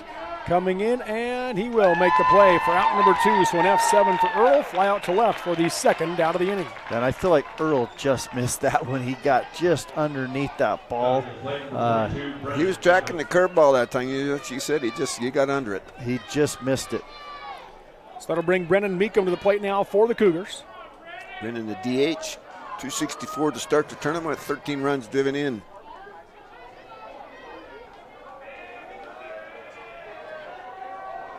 Kimber with a look at second. First pitch to Meekum. Curveball swung on and a high fly ball into center field. Fossen drifts back, and he will make the play for out number 3. So an F8 for Meekum for the third out of the inning. As again, the Cougars threaten but do not score. No runs, no hits, no errors, and 1 runner left on base through 4.5 innings of play. It remains Union 2, Grantsville 0 on Centricom Team Hive and KSL Sports. Vince Lombardi once said, "The measure of who we are is what we do with what we have." The quote rings true whether applied to our country, our schools, our homes, or on the field of play. We applaud our student athletes for their hard work and determination on the field and in the classroom. Brought to you by Sunrise Engineering, promoting excellence in sports and education. Visit us at sunrise-eng.com. That's sunrise-eng.com. Welcome back to the UCCU Savings Spotlight. Today's play of the day goes to Becky, a single mom who just got her son Max a youth debit card from UCCU. This is a big win for Max, who knows that UCCU mobile banking makes it easy for his mom to add money to his debit card anytime. It's also a big win for Becky, who knows it also makes it easy to monitor her child's spending anytime. Final score, 1 happy son, 1 responsible mom. With the assist from UCCU. Wendy's went back to the kitchen to give our famous spicy chicken sandwich a total upgrade. More crunch, more flavor, with heat that just hits. Is this our best spicy chicken ever? Looks like a yes to me. Spicy chicken just got better at Wendy's. Live high school sports action on Centricom Team Hive and the Mid-Utah Radio Sports Network. Welcome back here to Gatesfield at Kearns High School as we go to the bottom of the 5th inning in a 2-0 ball game. Union continues to lead Grantsville, and the Cowboys this inning will bring the 8, 9, and 1 batters to the plate with Gunnar Kimber, Gray Warren, and Jordan Fossen. If they get to the 4th batter, that will be Riley Williams. Gunnar comes into the tournament with a .330 average, 23 runs driven in. Oki working out of the windup. First pitch, swing and a miss, strike 1. Maybe a little bit too big a swing there on that one. He was looking to get 1 run back right there. Was. There's the 0-1 delivery from Oki. Swung on, pops this one up to the right side. Giving chase at first is Marks, and he will run out of room for strike 2. Yeah, good effort right there. And you actually have a little extra room just past the dugout. It jogs back over, but that one, he ran out, needed about 15 more feet. Yeah, you only got about 8 feet over there once you get past that dugout.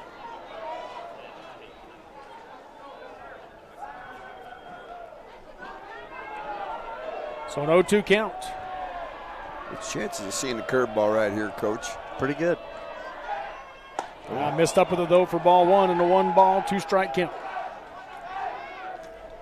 Pitch number 72 for Oki. Yeah, both pitchers, their pitch counts too high to finish the game if they continue on their pace as Kimber swings and misses for strike 3 in the first out of the inning. 9th strikeout of the game for Ryan Oakey. Yeah, Oakey's been dialed in right here pretty much all game long. Just give up the one hit so far.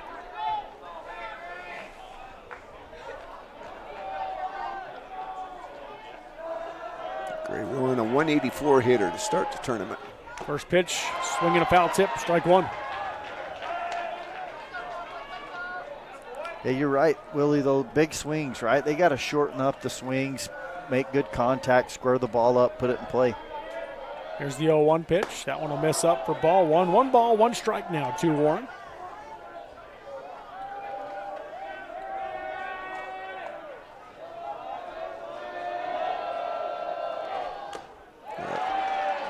Run around for strike 2. Check swing and called strike, I should say. 1-2 count. It sounded like maybe he might have got a little piece of the I ball, wondered, too. I think it did. The ump didn't give the tip signal, but no. Sounded like it. 1-2 pitch. Curveball on the inside edge for a called strike 3, and Warren will go down looking for the second out of the inning. 10th strikeout of the game for Ryan Oakey. Got cut starting his Christmas shopping early, didn't he? That was a good pitch. Nasty curveball. Fossen, leadoff hitter, single his first time up. They haven't had a hit since. Yeah, only hit of the game. First pitch here, misses low for ball 1. Started the game off with a single, and then it's just been lights out for Oakey on the mound. Oakey out of the windup here to Fossen. 1-0 pitch, stays low, ball 2, hitters count. Coach Labrum out of the dugout. Moving some fielders over a little bit. Yeah, I was looking at that swing, and he poked that ball to right field.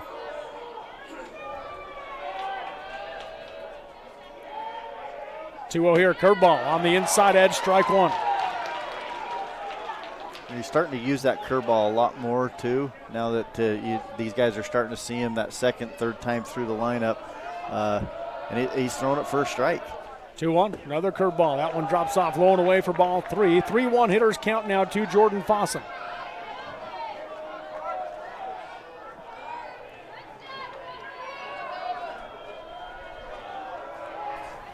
Fastball swung on, line drive into center field, is down for a base hit. Labrum scoops it up, but it's a 2-out single for Fossen. And the Cowboys now bring the tying run to the plate here in the bottom of the 5th inning. Now he squared that one up for sure. Yes, he did. He got on top of that ball and hit that hard line drive. Well, you know, he's got no home runs on the year, so you know he's that type of hitter, just the line drive hitter. Let's see if we get number 42. Here in the stolen bases, Williams 385 to start the day. First pitch misses low and away for ball 1 to Williams. Well, and Fossen did a really good job of laying off a couple of those curveballs, working the count to his favor to where he knew I'm going to get a fastball right here, and he was ready. And time called by Coach Labrum. He came running out of the dugout to call time. Wants to go out and visit with Oakey and his infield on the mound. I think one of the things he wants to talk about more than anything is with Fossen at first base, they don't want to give him a chance to get to second base, and then you get a bloop single, anything, to where he scores, and now it's a one-run game. They're really going to probably say, hey, you got to step off, mix up your time, throw it to first, try to keep him at first base. So Coach Labrum working with him on the mound.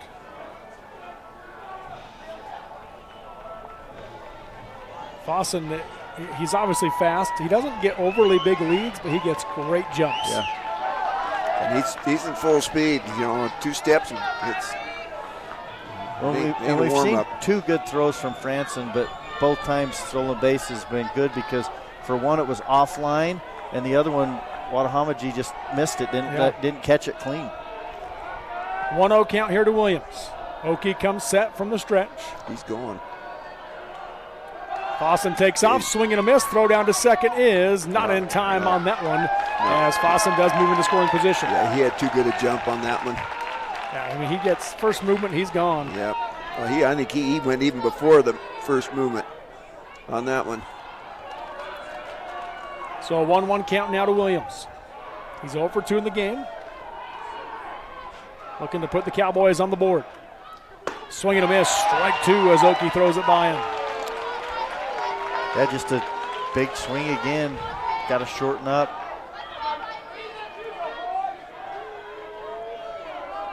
1-2 count here, bottom 5, 2-0 Union leads. Fossen at second base. The 1-2. Just misses for ball 2 and a 2-2 count. Good spot. Bent over. He wanted it. Just a bit low. 2 balls, 2 strikes, 2 outs, runner on second. A deep breath from Oki, the 2-2. Curveball in there for a called strike 3, and Williams will go down looking for the 3rd out of the inning, 11th strikeout of the game for Ryan Oki, as the Cowboys threaten but do not score. No runs on 1 hit, no errors committed by the Cougars, and 1 runner left on base. Through 5 complete in Game 2 of this 3A State Championship Series. It's Union 2, Grantsville 0 on Centricom, Team Hive, and KSL Sports. In times like these, it's good to know there's a place where people know who you are, no matter how long you've been gone. A place where the smells of home cooking are still in the air, where a simple wave warms your heart, and sharing stories with family, friends, and your community is just a way of life. Yes, in times like these, it's good to be home. Agraria Insurance Company, protecting what's important in life. Every morning when I walk in the door, I'm still at an awe. The quality of beef that we're harvesting here at Bar W, in my 40 years of experience, I have never seen beef after beef after beef of the extreme quality. Every single one of them that are coming through are top shelf.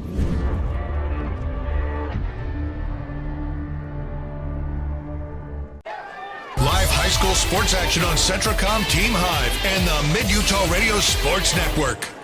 Well, we go to the top of the 6th inning in a 2-0 ball game here in Game 2 of this 3A State Championship Series. And the Cougars with the lead will bring the 7, 8, 9 batters to the plate. Cy Burchell, Stetson Wills, and Parker Franson. Well, and actually they've got Gavin Roberts that's going to pinch hit for Stetson Wills. He's standing on deck. And then I believe we'll see Parker Franson, who came in defensively. They might re-enter Davin Brotherson in that 9 spot in the order. We'll see what Coach Labrum does. If they get to the 4th batter, I can guarantee that Gannon Labrum will bat in his spot. Gunnar Kimber on the mound here for the Cowboys. First pitch swung on, line drive through the 5-6 hole for a leadoff single for Cy Burchell, his 2nd hit of the game. Yeah, 2nd hit of the game and only the 5th hit, so he's got almost half the hits here, just swinging a hot bat for Coach Labrum and the Union Cougars, and like you said, it will be Gavin Roberts to pinch hit. Number on Gavin Roberts, 125 with 2 RBIs. And Davin Brotherson will re-enter at the 9 spot in replacing Parker Franson, who played the last 2 innings in left field. Coach Labrum comes down, puts his arm around Roberts. Gavin Roberts was a key piece of that state championship team 2 years ago. Has a different role this year for Union. If maybe going to bunt him around. I'm sure that was a conversation as, hey, you're a good hitter. I know you can get a hit, but we need you to execute a bunt right here. Also, pinch runner Tice Labrum on first, replacing Cy Burchell. They want the speed of Labrum in for Burchell at first base. They want that insurance. Yeah, they need it. Throw over to first, not in time. Had a little better throw, though. He had a big lead. It was like Superman. It looked like he was floating in the air for a little bit, getting back on that head first slide into first. Yeah, good lead at first for Tice Labrum. Kimber sets. First pitch to Roberts, breaking. Dropped in for a called strike 1 on that breaking ball. That might have been part of the conversation, too, is, hey, we're going to have you take till you get a strike and don't want to give away that we're going to bunt. Don't be surprised if they don't show it and do it right here. Roberts takes the call.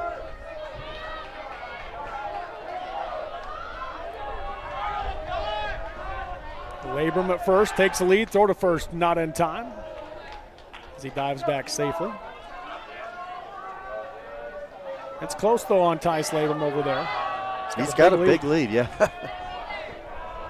Extends it, the 0-1 to Roberts. Swung on, fly ball into left center field. Going back at short is Warren, and he will make the play. Going to try to backdoor him to first, and not in time as Labrum gets back safely. So a P6 for Roberts. Pop out of the shortstop for the first out of the inning, and Davin Brotherson is re-entered in the 9 spot for the Cougars. Well, they had a good hack at the baseball.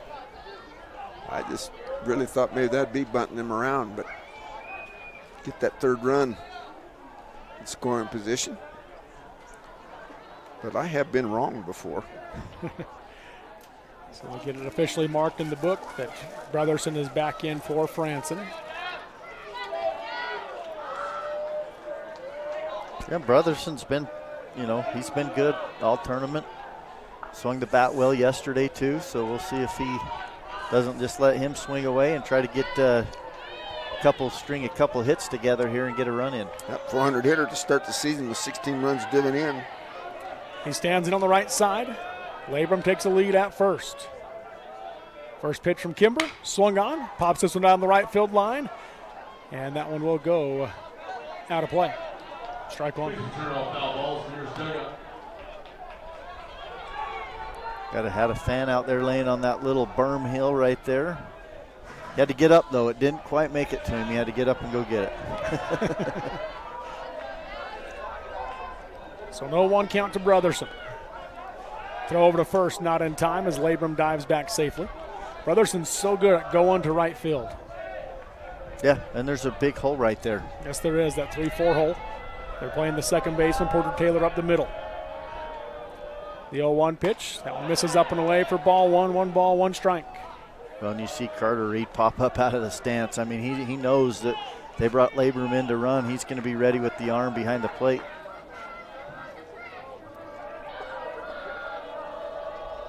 The 1-1, curveball, strike 2. Good pitch from Kimber on the inside edge.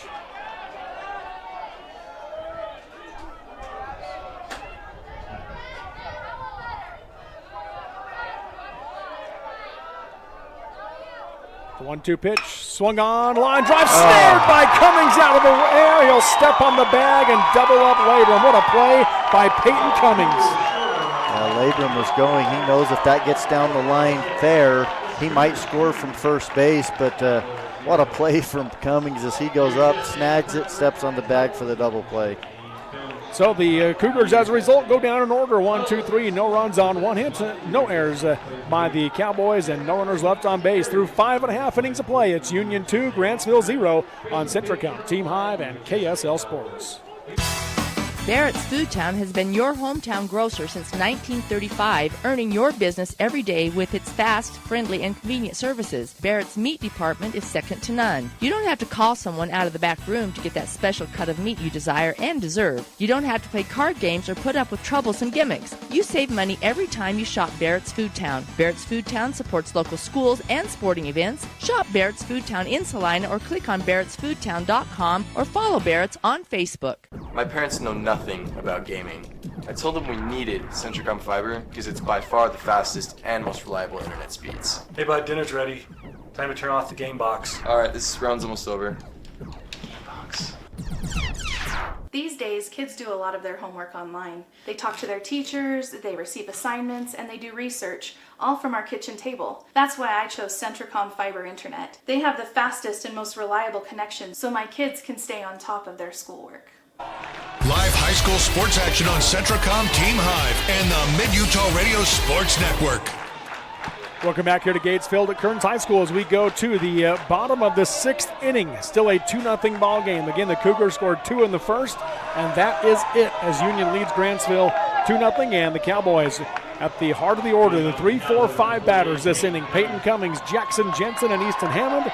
If they get to the 4th batter, that is Patton Rose.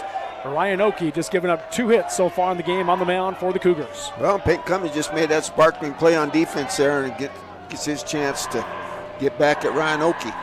First pitch, swing and a miss, strike 1. Well, first pitch, you can afford to attack the ball like that, but now you got to shorten up and see if you can't just put the ball in play.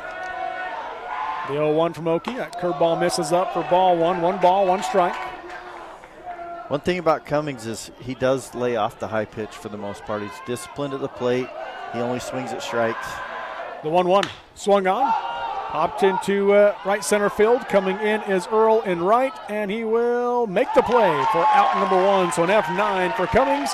Fly out to right field for the first out of the inning, and that's actually Williams now in right field for the Cougars, not Bo Earl. They made another defensive change That's there. right. That was Jaden Williams that made the catch. As he came running in, I felt like he wasn't running like Earl, and sure enough. They'll bring Jackson Jensen to the plate. First pitch, strike 1. Pitch number 91 right there, Moki.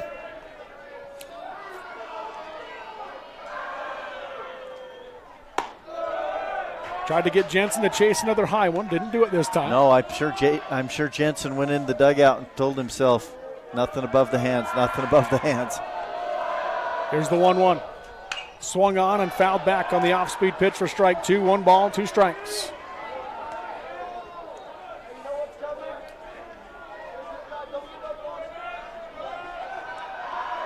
One-two count here.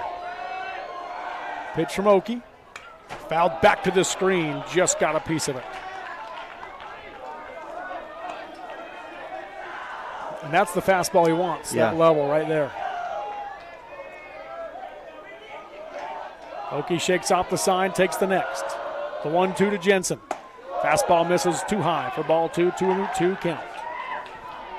Again, I'm sure that was a called fastball up just to get him to chase. He's done it twice. Lays off it again. The 2-2. That curveball stays up for ball 3 and a full count now to Jensen. Pitch number 96 for Moki. 1 out, no one on. Here's the payoff pitch from Okie to Jensen. Swung on, fly ball into center field. Coming in is Labrum. He'll stop and catch it head high on the line out to center field for out number 2. Yeah, it was a good at-bat from Jensen that time. He battled, got a good swing on it, just hit that one maybe a little too hard on that nice line drive into center field. Labrum does a nice job, comes in, makes the catch. So that will bring Easton Hammond to the plate now with 2 outs and nobody on for the Cowboys.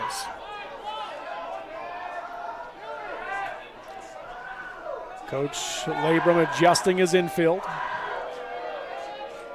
First pitch swung on, 1 hop right to Watahamaji, bobbles it, picks it up, throw to first, is in the dirt, scooped by Tyson Marks for out number 3 as the Cowboys go down in order. 1, 2, 3 they go. No runs, no hits, no errors, and no runners left on base through 6 complete in Game 2 of this 3A State Championship Series. It is Union 2, Grantsville 0 on Centricom, Team Hive, and KSL Sports. In the beginning, glass repair meant a long trip to the city. Inconvenient, but it got the job done. Then came the big chains, quick but costly. Then Clear Sight Glass Solutions rolled into town. For 15 years, they've been making your life easier with mobile and in-shop services. Because they're local, and they genuinely care about keeping you safe on the road. They even recalibrate for new models. Visit them on Main Street or at clearsightglasssolutions.com. Keep it clear, keep it local with Clear Sight Glass Solutions in Nephi. As a urologist, my job includes treating kidney stones, diagnosing, treating prostate cancer, and other disorders of the urinary system. Here at CVMC, specialists and primary care physicians all work very closely together. As a family physician, being able to have continuity of care and direct relationships with our specialists is something we're very fortunate to have here. I'm Dr. David Sewell, board-certified urologist. I'm proud to provide state-of-the-art care here at Central Valley Medical Center. Live high school sports action on Centricom, Team Hive, and the Mid-Utah Radio Sports Network. Welcome back here to Gatesville at Kearns High School as we go to the top of the 7th and potentially final inning in the 3A State Championship Series with Union leading Grantsville 2-0, and the Cougars bring the top of the order to the plate. Gannon Labrum, Cade Franson, and Tyson Marks. If they get to the 4th batter, the cleanup hitter is Dylan Watahamaji. Gunnar Kimber on the mound still for Grantsville. First pitch to Labrum, breaking ball, misses high and away for ball 1. Gannon started the tournament with .367 average, got his 3rd home run yesterday. Here's the 1-0 from Kimber. Misses high and away, ball 2, so a 2-0 hitters count now for Labrum. Well, and they got Tyson Marks in the bullpen warming up just in case. Obviously, he'll be the 3rd hitter, so he's got to get his work in quick. Next pitch is swung on and fouled to the left side for strike one.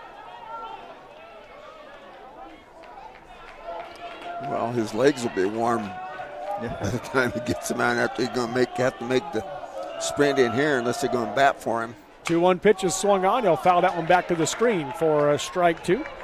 I like Carter Reed right there. In this ballpark, it's going to come right back at you if you're the catcher. So. And he did. He just turned. He catches it off the netting and then throws it right back to Kimber on the mound. 2-2 misses up for ball 3 and a full count. Jackson Anderson for Grantsville is warming up in the bullpen. He's on his way back to the dugout. So nobody down to the pen right now for Grantsville, but apparently Anderson's where he wants to be. The payoff pitch to Labrum. Curveball. Fouls it back to the screen again as he stays alive. Kimber's had a good outing. He really has for Grantsville. They just, they haven't been able to get Okie. Right. You erase that first inning, and it's still a nothing ball game. The payoff pitch again. Swung on, right past Gunnar Kimber's head as he ducks out of the way, and Gannon Labrum with a rope up the middle for a leadoff single. Sixth hit in the ball game. All Gunnar could do was chuck and duck right there. Mm-hmm.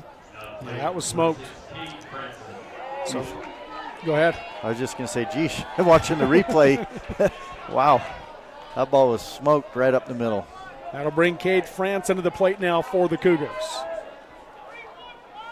Cade started the tournament at 310. Gannon Labrum does have 13 stolen bases.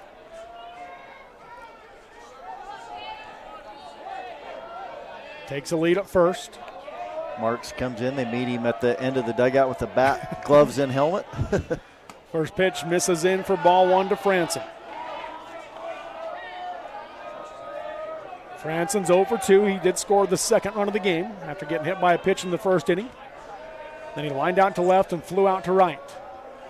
1-0 pitch, swung on, fly ball into center field. Fossen going back on his horse, and diving catch by Fossen. What a play! Labrum had rounded second. He's on his way back to first, and he will get there. What a play from Jordan Fossen, the old Darren Erstad diving toward the wall for out number 1. He's hurt out there. Wow, that was an unreal catch as you watch the replay, and he had his other hand there because he knew he was going to hit, and when he did, he gripped it with the hand. But smart base running too from Labrum because he has to retouch second on his way back to first, which he did, and he made sure he did. What a play though from Jordan Fossen. Coach out there making sure he's okay. I was going to say too, Robert, the play of the game in my mind was Tyson Marks scooping that ball from Watahamaji. But that just one up him. Yeah, that's a run. If that, he doesn't catch that. So I'll see you one and raise you one. Yeah. Watch this. So 1 out now in the inning. Tyson Marks, who made the big play at first base on the scoop, will now standing on the left side for the Cougars. Hold my Gatorade here. Yeah, wow. What a catch. Tyson Marks, a .436 hitter to start the tournament. He stands in on the left side. Gannon Labrum at first. Pitch to Marks. Misses low and away, ball 1. Marks is 1 for 2. The RBI single in the first inning. Pitch number 95 right there for Gunnar Kimber. He reached on an air in the third and walked in the fifth, did Marks. Here's the 1-0. That one drops off in the dirt, kicks away, picked up by Reed. Throw to second is not in time as Labrum slides in safely. That's just good heads-up base running, reading ball in dirt, getting a good secondary, and then taking off. Makes it an RBI opportunity here for Marks. 2-0 hitters count. Yeah, the third run would be big right here for the Union Cougars. 2-0 pitch, swung on, high fly ball to right field. Going back is Williams, and that one is off the wall. Labrum was tagging at second. He's going to be held up at third as a result. It's a double for Tyson Marks. Runners at second and third. Still just 1 out here in the top of the 7th inning. That ball must have just died out there, to be honest with you, because I thought for sure that one's going to be hitting the scoreboard out there, but just kind of run out of steam there at the end, I guess. About halfway up the wall. Well, Watahamaji has a chance to do a little damage here. Came into the tournament hitting .384. 0 for 2 on the day with a sacrifice. They're going to put him on, so the intentional walk to load the bases and bring the force on. And Bo Earl has re-entered at the 5 spot in the order.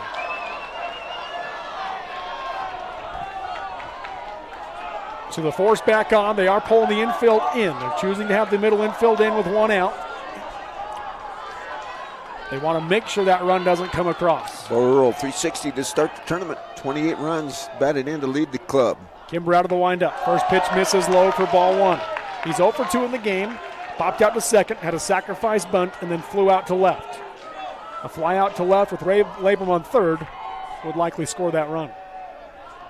Yeah, he's looking to get the ball out of the infield. 1-0 pitch, ground ball up the middle, past the diving one. 1 run comes in. Marks is on his way home. Fossen up throwing, and the throw is not in time as Marks slides in safely, and it's a 4-0 Union lead here in the top of the 7th inning as Bo Earl delivers. Yeah, nothing better than right there as far as Bo Earl. What a time to do it. Get your first hit and pick up 2 RBIs, and it's been tough enough for these Grantsville hitters to get 2 runs, but now they're up for a tough task with 4. Coach Thornton is out of the dugout. Gunnar Kimber has his day come to an end. A pitching change coming. We'll take the break with it here as the Cougars take a 4-0 lead. They have 2 on with 1 out in the top of the 7th of this 3A State Championship Series Game 2 on Centricom, Team Hive, and KSL Sports. Drive for a winning team. DP Curtis Trucking works hard to move America and get their drivers home on the weekend. DP Curtis hires reliable drivers with competitive starting pay and raises after 90 days. Employment options include insurance, 401k, paid vacation, and attainable bonuses, and more. Why would you drive for anyone else? Call DP Curtis Trucking for details, 435-893-2900. That's 435-893-2900, or click on dpcurtis.com. Homes aren't one size fits all, so why should your home insurance be any different? Farmers Home Insurance packages offer coverage options you can tailor to fit you. Discover straightforward home coverage options and more by calling Farmers Agent Dan and Gabe Cranny at 435-896-5453. That's Dan and Gabe Cranny at 435-896-5453. We are farmers. Bum, ba-dum, bum, bum, bum, bum. Underwritten by Farmers Truck Fire Insurance Exchanges and Affiliates. Products not available in every state. Live high school sports action on Centricom, Team Hive, and the Mid-Utah Radio Sports Network. And welcome back here to Gatesville at Kearns High School. As the pitching changes happened, Jackson Anderson takes over on the mound for the Grantsville Cowboys. He'll just replace Gunnar Kimber straight across. So Kimber has his day come to an end. A good performance today from Kimber. And again, there was no run support for him, but he threw well. Yeah, he really did. And even here, just kind of run into a jam and a tough situation, and Bo Earl comes up clutch for Union, gets that single and 2 RBIs. So the first batter that Anderson will face is Brennan Meekum. He's 0 for 3 in the game. He'll stand in on the right side.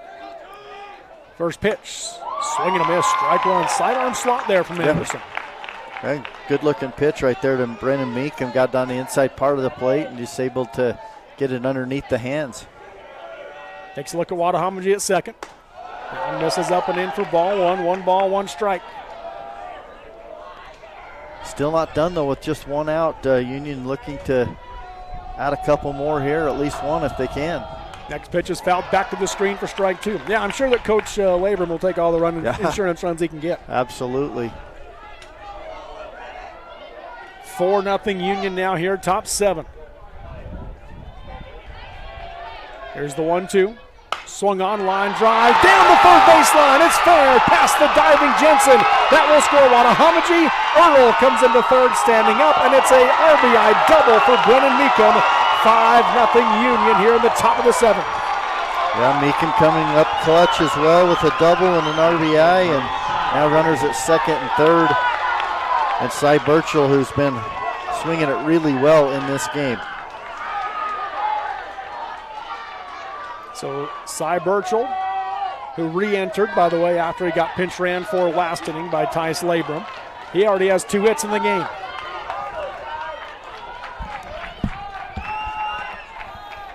They do have time called. They're going to bring a runner in to replace Meekum. So that's 19. That's Clay Wade. Clay Wade.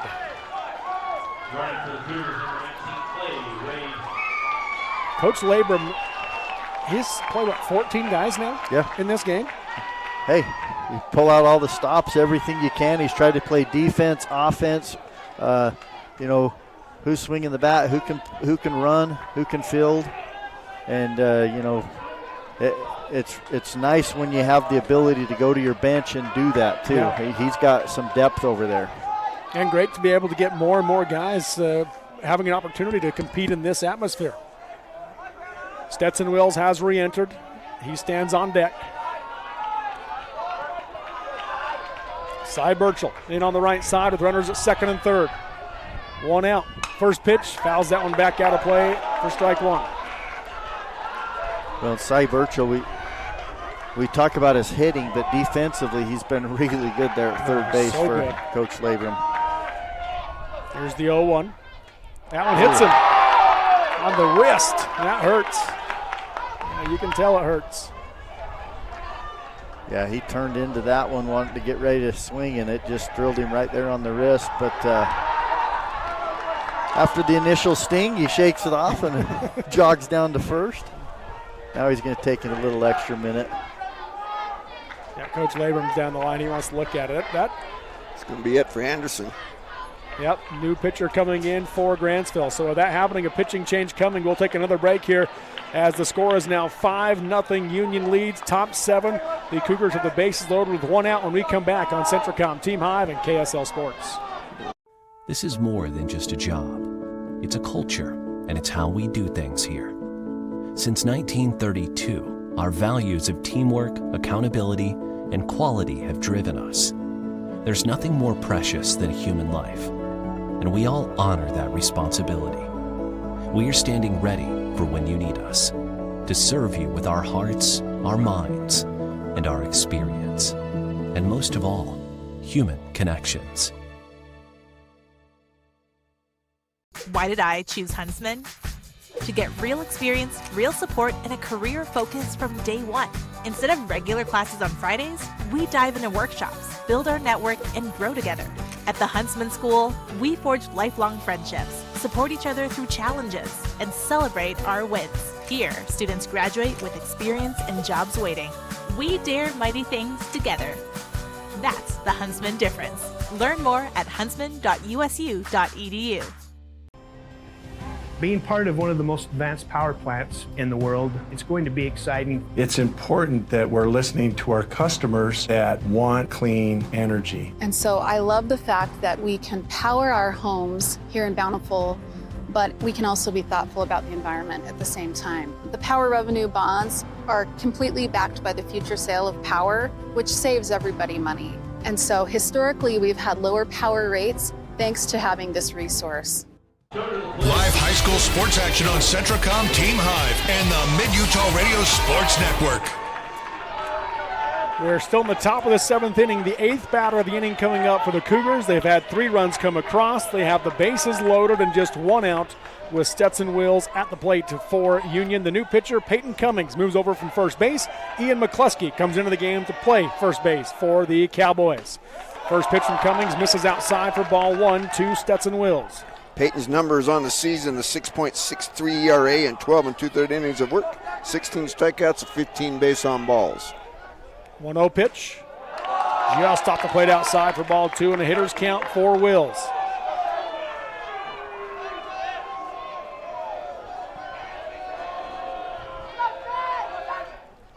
That's going to be the out behind the backstop, but again, it bounces back so fast.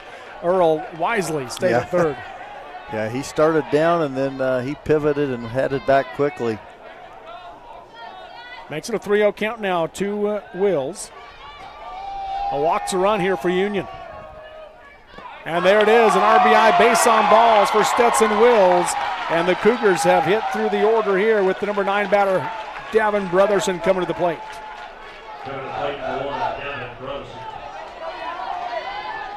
It's now 6-0 Union.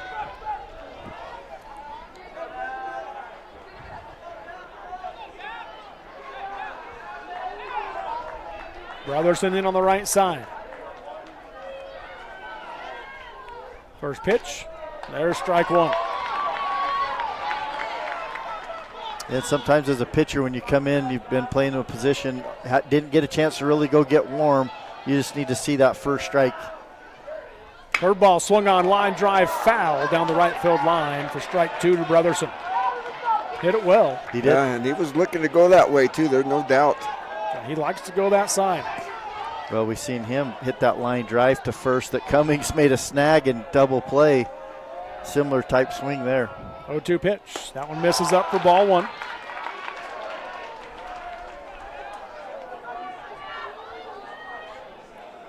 .82-mile-an-hour fastball. Got a little giddy up there. Yeah. 1-2. Curveball swung on, line drive into left field's going to be down for a base hit. On his way home is Wade. The throw is not in time as he comes in to score. And it's now 7-0 Union. You know, I like the base running right there at Wade.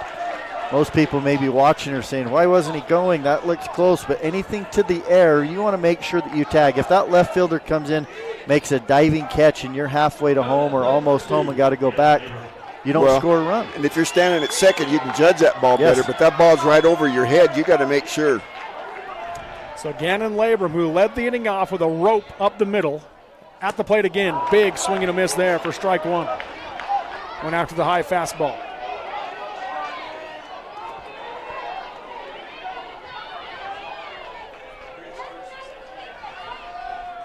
The 0-1. Swing and a miss. Strike two. Cummings now just trying to throw it by him. Yeah, good looking pitch right there. Basically said, here it is.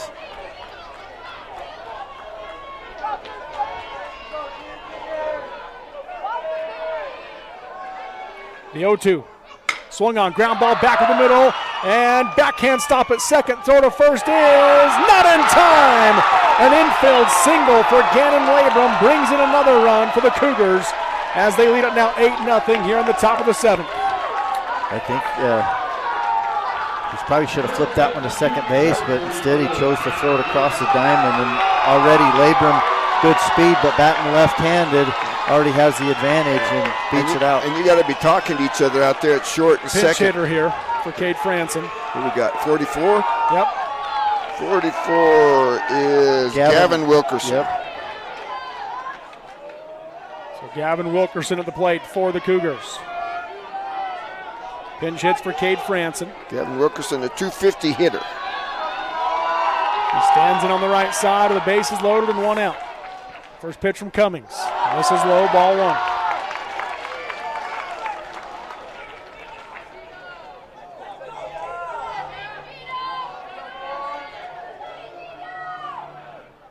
Swing and a miss, strike one.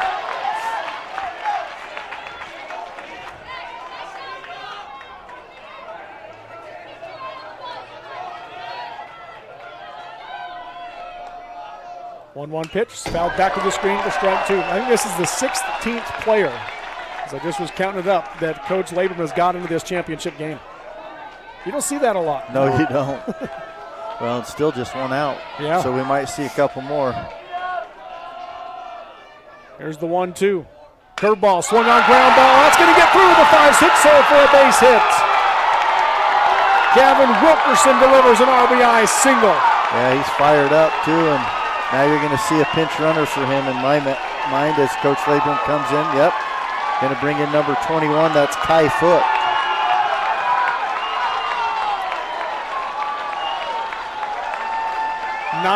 Nothing Union as they have poured it on here in the top of the seventh inning, and a new pitcher again coming for Grantsville. The Cougars still have the bases loaded with one out and a 9-0 lead when we come back on Centricom Team Hive and KSL Sports. Jones & DeMille Engineering was founded with a simple mission to shape the quality of life with a personalized touch. As a full-service civil engineering firm, they provide value beyond the project, creating places where people live, work, and thrive. For over 40 years, they've proudly served our communities, enhancing lives through their work. Join their team and become a dedicated community improvement leader. Whether you're an engineer or just love infrastructure, they invite you to seek a career with them. Jones & DeMille Engineering, shaping the quality of life.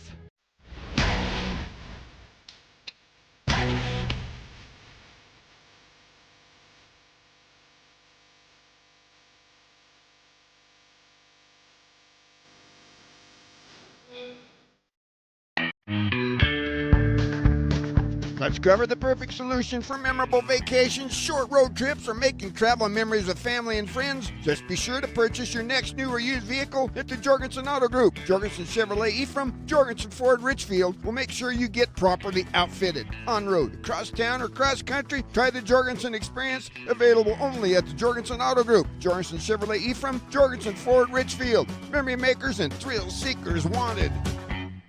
Live high school sports action on Centracom Team Hive and the Mid-Utah Radio Sports Network. Welcome back here to Gatesville at Kearns High School as the Union Cougars have blown the doors off of this one in the top of the 7th. They lead at 9-0, and it's the new pitcher, Jackson Jensen for Grantsville, facing Tyson Marks. First pitch misses high and away for ball 1. Jackson Jensen comes in with a 1.75 ERA, 28 innings worked, 45 strikeouts, 16 bases on balls. 1-0 pitch, low for ball 2. And I'm sure this was their idea for the if necessary game was to use Jackson Jensen there. There's the 2-0 pitch, swung on, fouled back for strike 1. So they've moved Jensen off of third. McCluskey goes from first base to third base, and Peyton Cummings goes back to first base off the mound. Also, officially for how Union has scored the new runner on first, they've re-entered Cade Franson as the catcher. And the runner on first, remind me his name again, is the speed-up runner for the catcher. Kai Foot is the speed-up runner for Cade Franson. They miss high and away there to Marks for ball 3. So 3-1 hitters count for Tyson Marks. Misses for ball 4 and an RBI base on balls makes it now 10-0 Union. Yeah, it's just a tough situation to come in loaded bases and then face a Tyson Marks. Not that he was trying to pitch around him, but Tyson Marks, very patient, disciplined hitter, draws the walk and gets the RBI. So that brings Dylan Wadahamaji to the plate now for Union. They're going to get a speed-up runner out there for Marks, or a pinch runner for Marks. Maybe give him some more time to go warm up in the bullpen if they want to bring him in.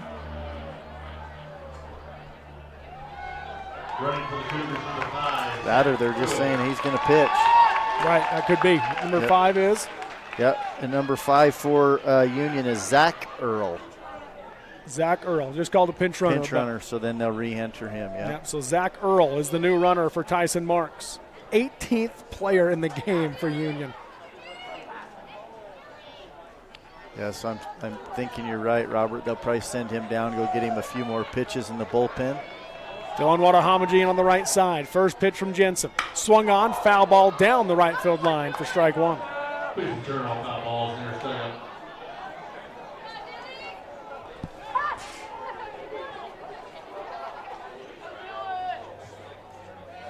Here's the 0-1. This is inside for ball 1. Well, Marks is just hanging over the front bar, so they're content with where they're at. 1-1 pitch. This is up and in for ball 2. 2 balls, 1 strike now to Wadahamaji.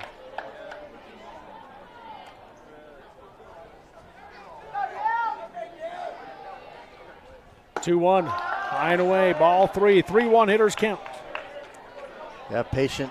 This inning's just, one of those that's it's patient, and then when they throw it to you, Union's put good bat on ball, and it's been deep tough. Fly ball to center field. Fossen turns and off the wall. 1 run comes in, 2 run comes in. Earl's on his way home. It's a bases clearing 3-run double for Dylan Wadahamaji. 13-0 Union here in the top of the 7th. Once again, patient, worked the count in his favor, and then barreled it up. Got good bat to ball right there in right center field. Just hit a line shot, and nothing that Jordan Fossen could do out there other than field it off the wall and get it in quickly, holding to a double. Yeah, good piece of hit. No, took that ball down and away, didn't try and pull it, just went with it. Went where it was pitched and ended up out there at the bottom of the fence. Let's get another pinch runner. Why not? Let's go 19 players in the game. Number 25. Number 25 is Reed Burgess. Reed Burgess out there replacing Dylan Wadahamaji on second base. Now the hard part for Coach Labrams, who haven't you used that you need to try to find a way to get him in the game. Bo Earl lines to second. Nice play by Taylor, diving back safely as Burgess to avoid the double play. And L4 for Earl for out number 2. Yeah, you're right. That ball was hit well, too, from Earl, but good defense out there at second base by Porter Taylor. That'll bring Brendan Meekum to the plate with 2 outs now and 11 runs in the inning. Swung on, hard hit ball to left, past the diving Hammond. That will score. Burgess from second. Meekum's on his way to second. He will hold there with an RBI double. Well, that's back-to-back doubles for Meekum. Cougars are swinging free and easy right now. Yeah. Well, it's amazing the momentum, right, and how that goes. Cy Burchell has re-entered. And Coach Thornton's out of the dugout again for Grantsville. Trying to find a way to get that last out here. I'm running out of eraser here, fellas. That looks to me like Grayson Warren, huh? Looks like it. So pitching change, we'll know for sure what it is when we come back. 14-0 Union with 12 runs across in the inning. Still a runner on second and 2 outs when we come back on Centricom Team Hive and KSL Sports.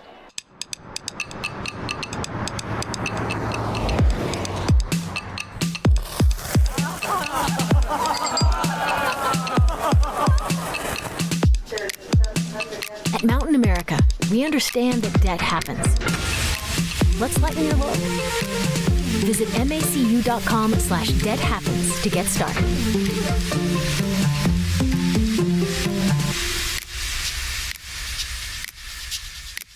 At Manti Family Dental, we're not just fixing teeth, we're crafting smiles with a hometown touch. Our comprehensive care from crowns to Invisalign allows us to treat the young and the young at heart. Manti Family Dental is veteran-owned and backed by Dr. Carlisle's 13 years of expertise and a heart for Manti's community. I'm Dr. Carlisle. My wife and I chose to raise our family where roots run deep. Here, every patient is treated like a neighbor. Whether it's IV sedation to remove your wisdom teeth or getting an implant to replace a missing tooth, we ensure your dental health is in caring hands. So give us a call to schedule a visit and discover the difference at Manti Family Dental. It's a new age of storage at Mason Storage Utah in Aurora. Manage, rent, and pay self, RV, and boat storage online 24/7. Check it out today at masonstorageutah.com or call for reservation rates and information 435-529-7445. Rent storage in May and get 2 months of free storage at Mason Storage Utah, just east of Mason Machinery, 618 East Center Street in Aurora. Click masonstorageutah.com or call 435-529-7445. Mountain Land Supply of Richfield is your local employee-owned and operated solution for plumbing, heating, and cooling, waterworks, agricultural irrigation, landscaping irrigation, power equipment, pumps, tools, and safety. Discover the difference a knowledgeable and friendly staff can make for you. With thousands of products and brands you know and trust, Mountain Land Supply has what you need when you need it. Call, click, or come into Mountain Land Supply of Richfield and let us help you move mountains. Sanpete Steel in Moroni was founded in 1994 and is one of the major steel construction companies in the Intermountain West. Specializing in structural steel fabrication and assembly, Sanpete Steel's impressive portfolio includes the Hales Theater in Sandy and structures on the campuses of the University of Utah, BYU, and UVU. Sanpete Steel in Moroni, where their motto is done right and on time at 685 East Main Street. Call today at 800-261-1026. That's 800-261-1026 or go to sanpetesteel.com. Live high school sports action on Centricom Team Hive and the Mid-Utah Radio Sports Network.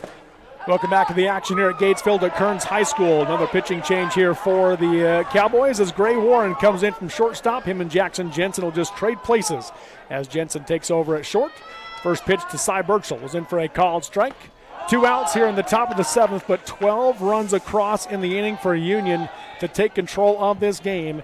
And a 1-1 count now to Burchell. 1-1 pitch, swung on, ground ball through the 5-6 hole on the left side, past the diving McCluskey, and moving up a bag is Meekum to third base. Runners on the corners now for Union, still 2 outs. Well, you know, in all the years we've been doing this together, Robert, I've never had to use 3 columns for 1 inning, but we're getting awful close. We are getting awful close as Stetson Wills will be the 17th batter of the inning for the Cougars. Yeah, when they get hitting it like this, it just steamrolls. It's always been said, right? Hitting's contagious. And Wills flies this one to left. Hammond going back to his left. And he will make the play for out number 3, an F7 to end the inning. but the damage has been done as 12 runs come across in the inning for the Union Cougars. They do so on how many hits, Willie, this inning? 10 hits this inning, no errors committed, and 2 runners left on base. Through 6.5 innings of play, it is Union 14, Grantsville 0. We go to the bottom of the 7th when we come back on Centricom, Team Hive, and KSL Sports. Attention Class A CDL drivers. For a great career choice of steady, reliable, home everyday work, Savage Services is for you. Savage offers the opportunity to earn $80,000 to $100,000 yearly plus quarterly bonuses, a $5K retention bonus, $5K relocation pay, and 30-day housing for qualified drivers. They also offer full benefits, PTO, profit sharing, 401ks, and more. Savage takes care of team members. Apply at driveforsavage.com. That is drive4savage.com for price and Salina job listings. For carpet, flooring, windows, or glass at rock bottom prices, Shepherd's Carpet and Flooring in Richfield is the logical choice with a huge inventory and the service to back it up. From quality flooring to expert window and glass installation and even sheds, Shepherd's knows how to upgrade your home. Shop in person Monday through Friday, 10 a.m. to 6 p.m., 410 North Main, Richfield, or click shepherdscarpets.com to shop online. Shepherd's Carpet and Flooring, quality, service, and prices you just can't beat. 22,000.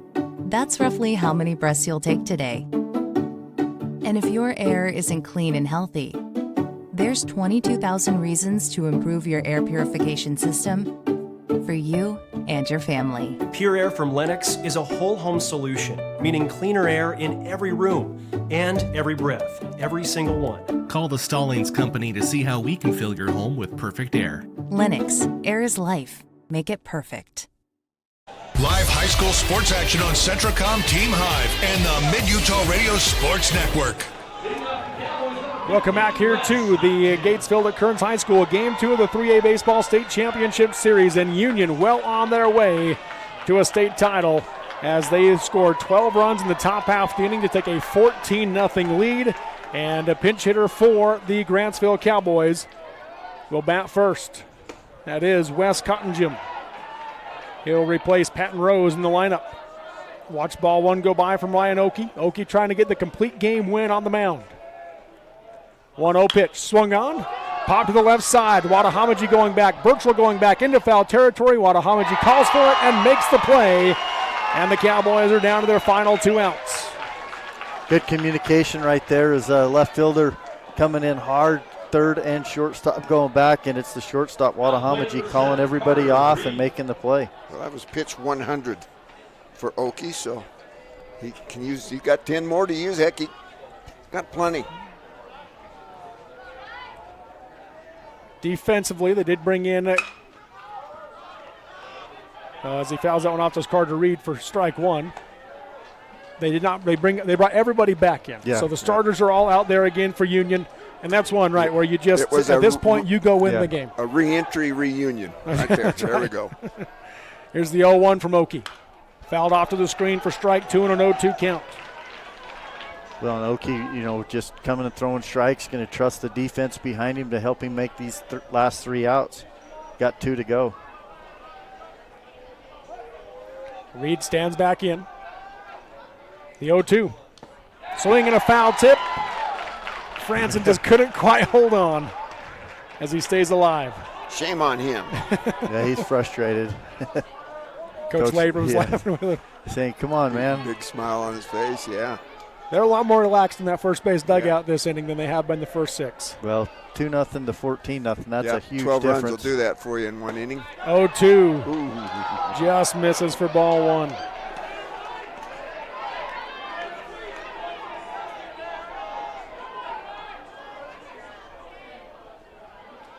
Oakey out of the windup. 1-2 pitch. Swung on. Line drive into left is going to drop in for a base hit. And Reed will round first. Holds there with a 1-out single. That's just the 3rd hit of the game for the Cowboys. It's the first player other than Jordan Fossen to get a hit. Jordan Fossen, prior to that single there, he had the only 2 hits. Ian McCluskey will bat for the first time now.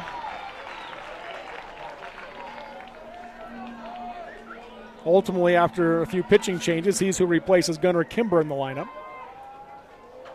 McCluskey, a 625 hitter. Watch a strike one go by there. Nods at the umpire, says, yep, I'm ready. That was a strike. 1 out and 1 on. Next pitch chases the high one for strike 2.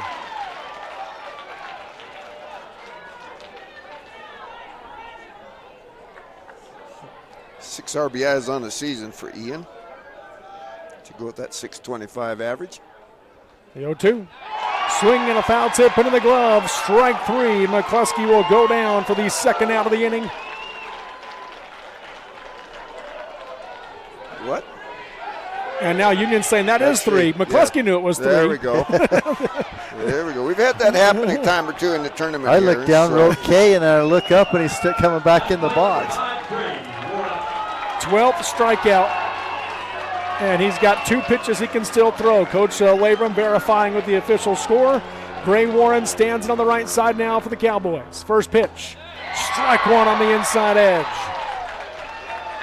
Union fans can feel it. They're on their feet above the first base dugout.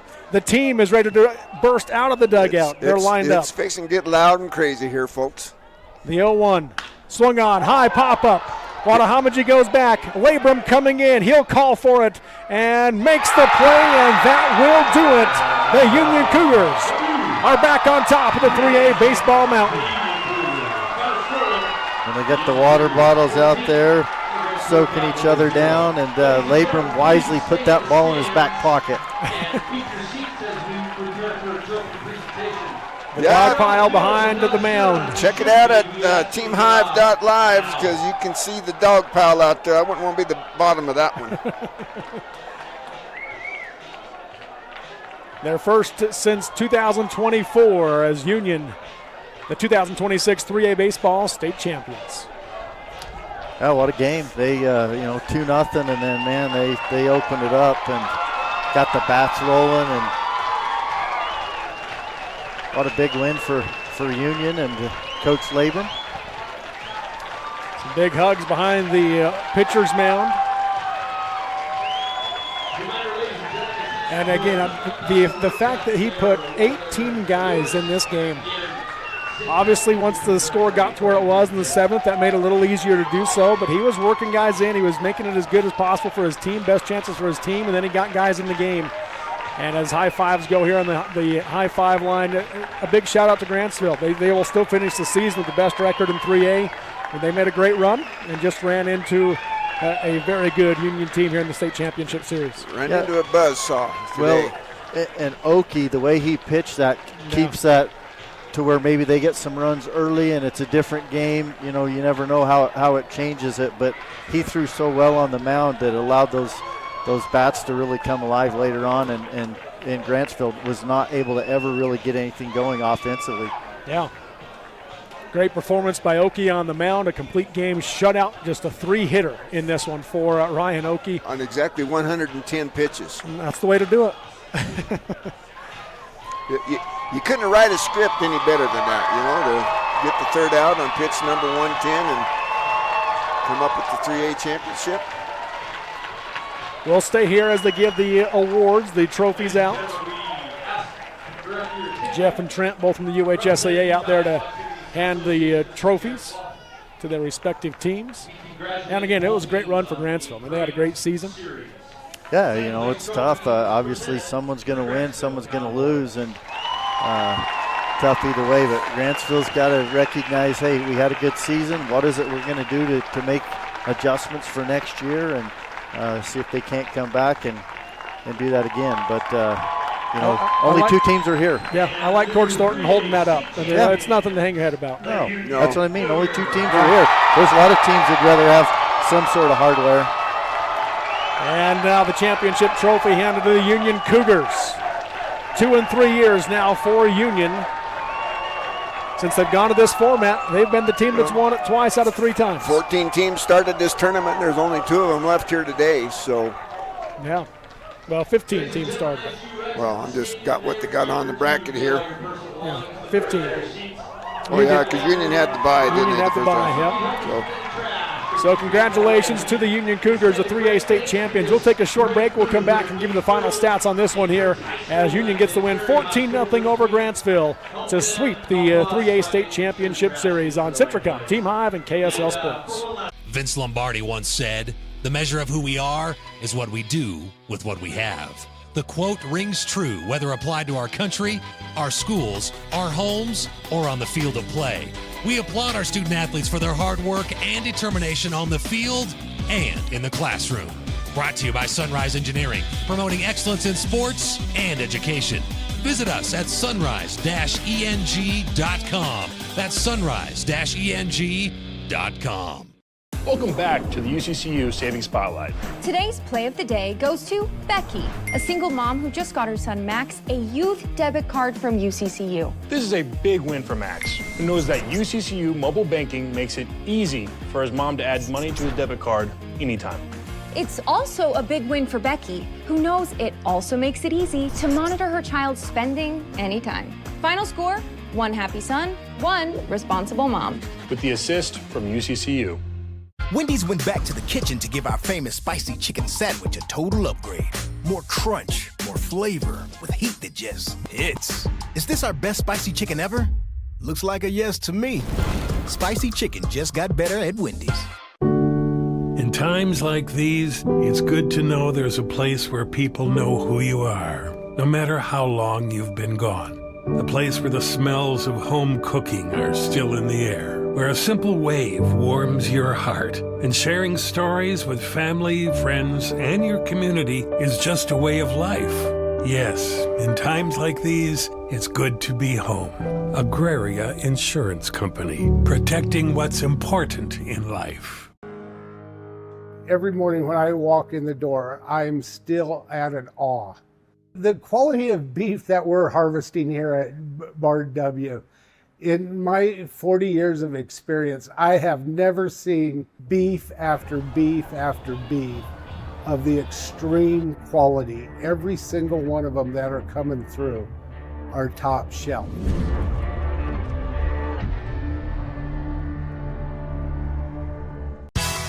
Barrett's Foodtown has been your hometown grocer since 1935, earning your business every day with its fast, friendly, and convenient services. Barrett's meat department is second to none. You don't have to call someone out of the back room to get that special cut of meat you desire and deserve. You don't have to play card games or put up with troublesome gimmicks. You save money every time you shop Barrett's Foodtown. Barrett's Foodtown supports local schools and sporting events. Shop Barrett's Foodtown in Salina or click on barrettsfoodtown.com or follow Barrett's on Facebook. So you're all moved in. How's your new roomie? Oh, she's cool. She's also a biology major. Oh, that's great. You guys can help each other stay on top of homework. I just hope the classes aren't hard. I'm kind of scared based on what I've heard. You'll do great, I'm sure. We're proud of you. Aww. You ready to go? Who's that? Gotta go, Mom. Have a dorm meeting in 2 minutes. Love you. Hello? Hello? Who was that? Centricom Fiber, because you don't just need internet, you need good internet. Thank you. Live high school sports action on Centricom, Team Hive, and the Mid-Utah Radio Sports Network.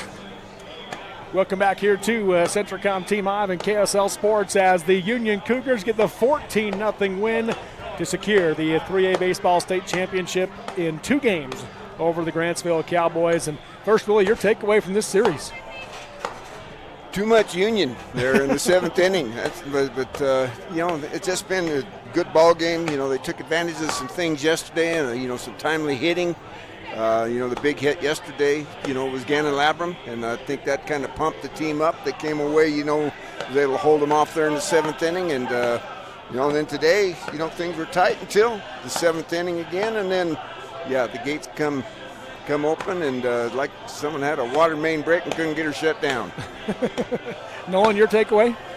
Yeah, I think Willie said it best, just too much Union. But, congrats to Grantsville. They had a good season. They just ran into a really good Union team. And, yesterday's ball game was back and forth. And I really felt like that win, and Coach Labram talked about it in the interview. Obviously, it's nice coming in 1-0, your confidence level. And Coach Thornton talked about it with Grantsville. They were deflated, and so to come in here, and then you run into a Ryan Oakey that's just lights out on the mound. It felt like 2-0 was enough. 1-0 was probably enough, and then they just get it rolling. And the whole team. You talked about it throughout the game. How many players got in for Union? Pretty soon, everybody's cheering for everybody. I mean, what a good culture that Coach Labram's built out there at Union. Yeah, absolutely. Let's look at the final numbers in this one. Cougars score 14 runs, all of them earned on 15 hits. They left 9 on base, defensively 1 error in the game. And also here, this is the key one for Union, they only struck out 1 time. Yeah. And if you're putting the ball in play, you're giving yourself more and more opportunities. And it's not like Grantsville had a lot of errors, just 1. But the only strikeout was in the first inning. The 6th batter of the first inning. That's the only strikeout the whole game. Well, and that's what Coach Thornton talked about when you asked him what's he got to fear from Union, and I said they're going to put the ball in play, and they certainly did it. Looking at the Grantsville side, no runs on 3 hits in the game. They left 6 runners on base and then that 1 error. Starting the game and going the complete game shutout, Ryan Oakey, 7 innings, no runs on 3 hits, 12 strikeouts to just 2 base on balls in the game for Ryan Oakey. And then 5 pitchers come in for Grantsville. Gunnar Kimber got the start. He'll take the loss, but he went 6 1/3 and was really good. He ends up giving up 6 runs, but 2 through 6 innings on 8 hits, 1 strikeout to 3 walks. Jackson Anderson faced 2 batters, 2 runs, both earned on 1 hit, no strikeouts, no walks. Peyton Cummings faced 4 batters, giving up 4 runs, all of them earned on 3 hits, no strikeouts to 1 walk. Jackson Jensen went 1/3 of an inning, giving up 2 runs, both earned on 2 hits, no strikeouts to 1 walk. And Gray Warren got the final out, giving up no runs on 1 hit, no strikeouts, no walks for Gray Warren, as Union gets the victory in this one. Looking at the hitting stats here in this one for today, Gannon Labram goes 3 for 4 with 3 runs scored for the Cougars. And I'm not trying to put in the pinch runners who scored all the runs, but that spot in the order scored 3 runs. Kate Franson goes 0 for 3 with a run scored. Gavin Wilkerson 1 for 1 with an RBI and a run scored. Tyson Marks goes 2 for 3 with 2 runs, 2 RBIs, and a double in the game. Dylan Watahamaji goes 1 for 2 with 2 runs scored, 4 RBIs, and a double. Bo Earl goes 1 for 4 with a run scored and 2 RBIs. Brendan Meekum 2 for 5 with a run scored, 2 RBIs, and 2 doubles. Cy Burchell 3 for 4 with a run scored. Stetson Wills goes 0 for 3 with an RBI and a run scored. Gavin Roberts was 0 for 1 on his pinch hit. And then Davin Brotherson goes 2 for 4 with a run scored and an RBI in the win for the Union Cougars. I mean, everybody got into the act. Most of them waited until the 7th inning to get into the act, but they all got into the act. Yeah, I was just thinking as you were going through that, Coach Labram mentioned in that interview, I really like our lineup. It's it's nice if they're all going at once. Well, they were all going at once at least for that inning. At least for that inning, they were. Well, go ahead. Yeah, just the only 2 freebies, just the 2 walks that Oakey gave up, are the only freebies that Union gave up. So in a tight game like this, you give yourself a chance. The less chances you give your opponent, and 9 for Grantsville, and a good portion of them were walks as well. They only had the 2 errors, 1 error, 1 error for each team. One real error in the field. So that was the 3rd freebie that I didn't get down for Union. It was the error. Well, that's going to pretty well do it for us. They turn the field over quickly. Well, they don't do it quickly here, but they'll get the field turned over for the 4A State Championship Series. Game 2, Desert Hills and Snow Canyon. Desert Hills upsetting Snow Canyon in the first game yesterday, and so that should be a fun matchup coming up here in Game 2 today. And we'll see if they go to the F game as well. But you guys, again, thanks for pinch hitting yesterday. I'm glad you let me back on today in this one. But your final thoughts on this series?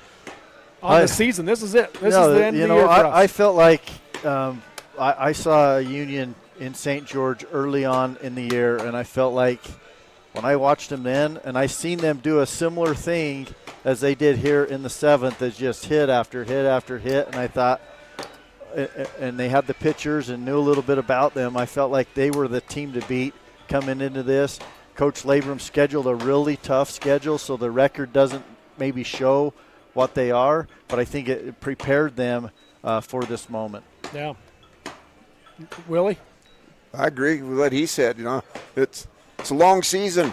I'm glad it's over, especially something like this, to end up with something like this, and it's baseball.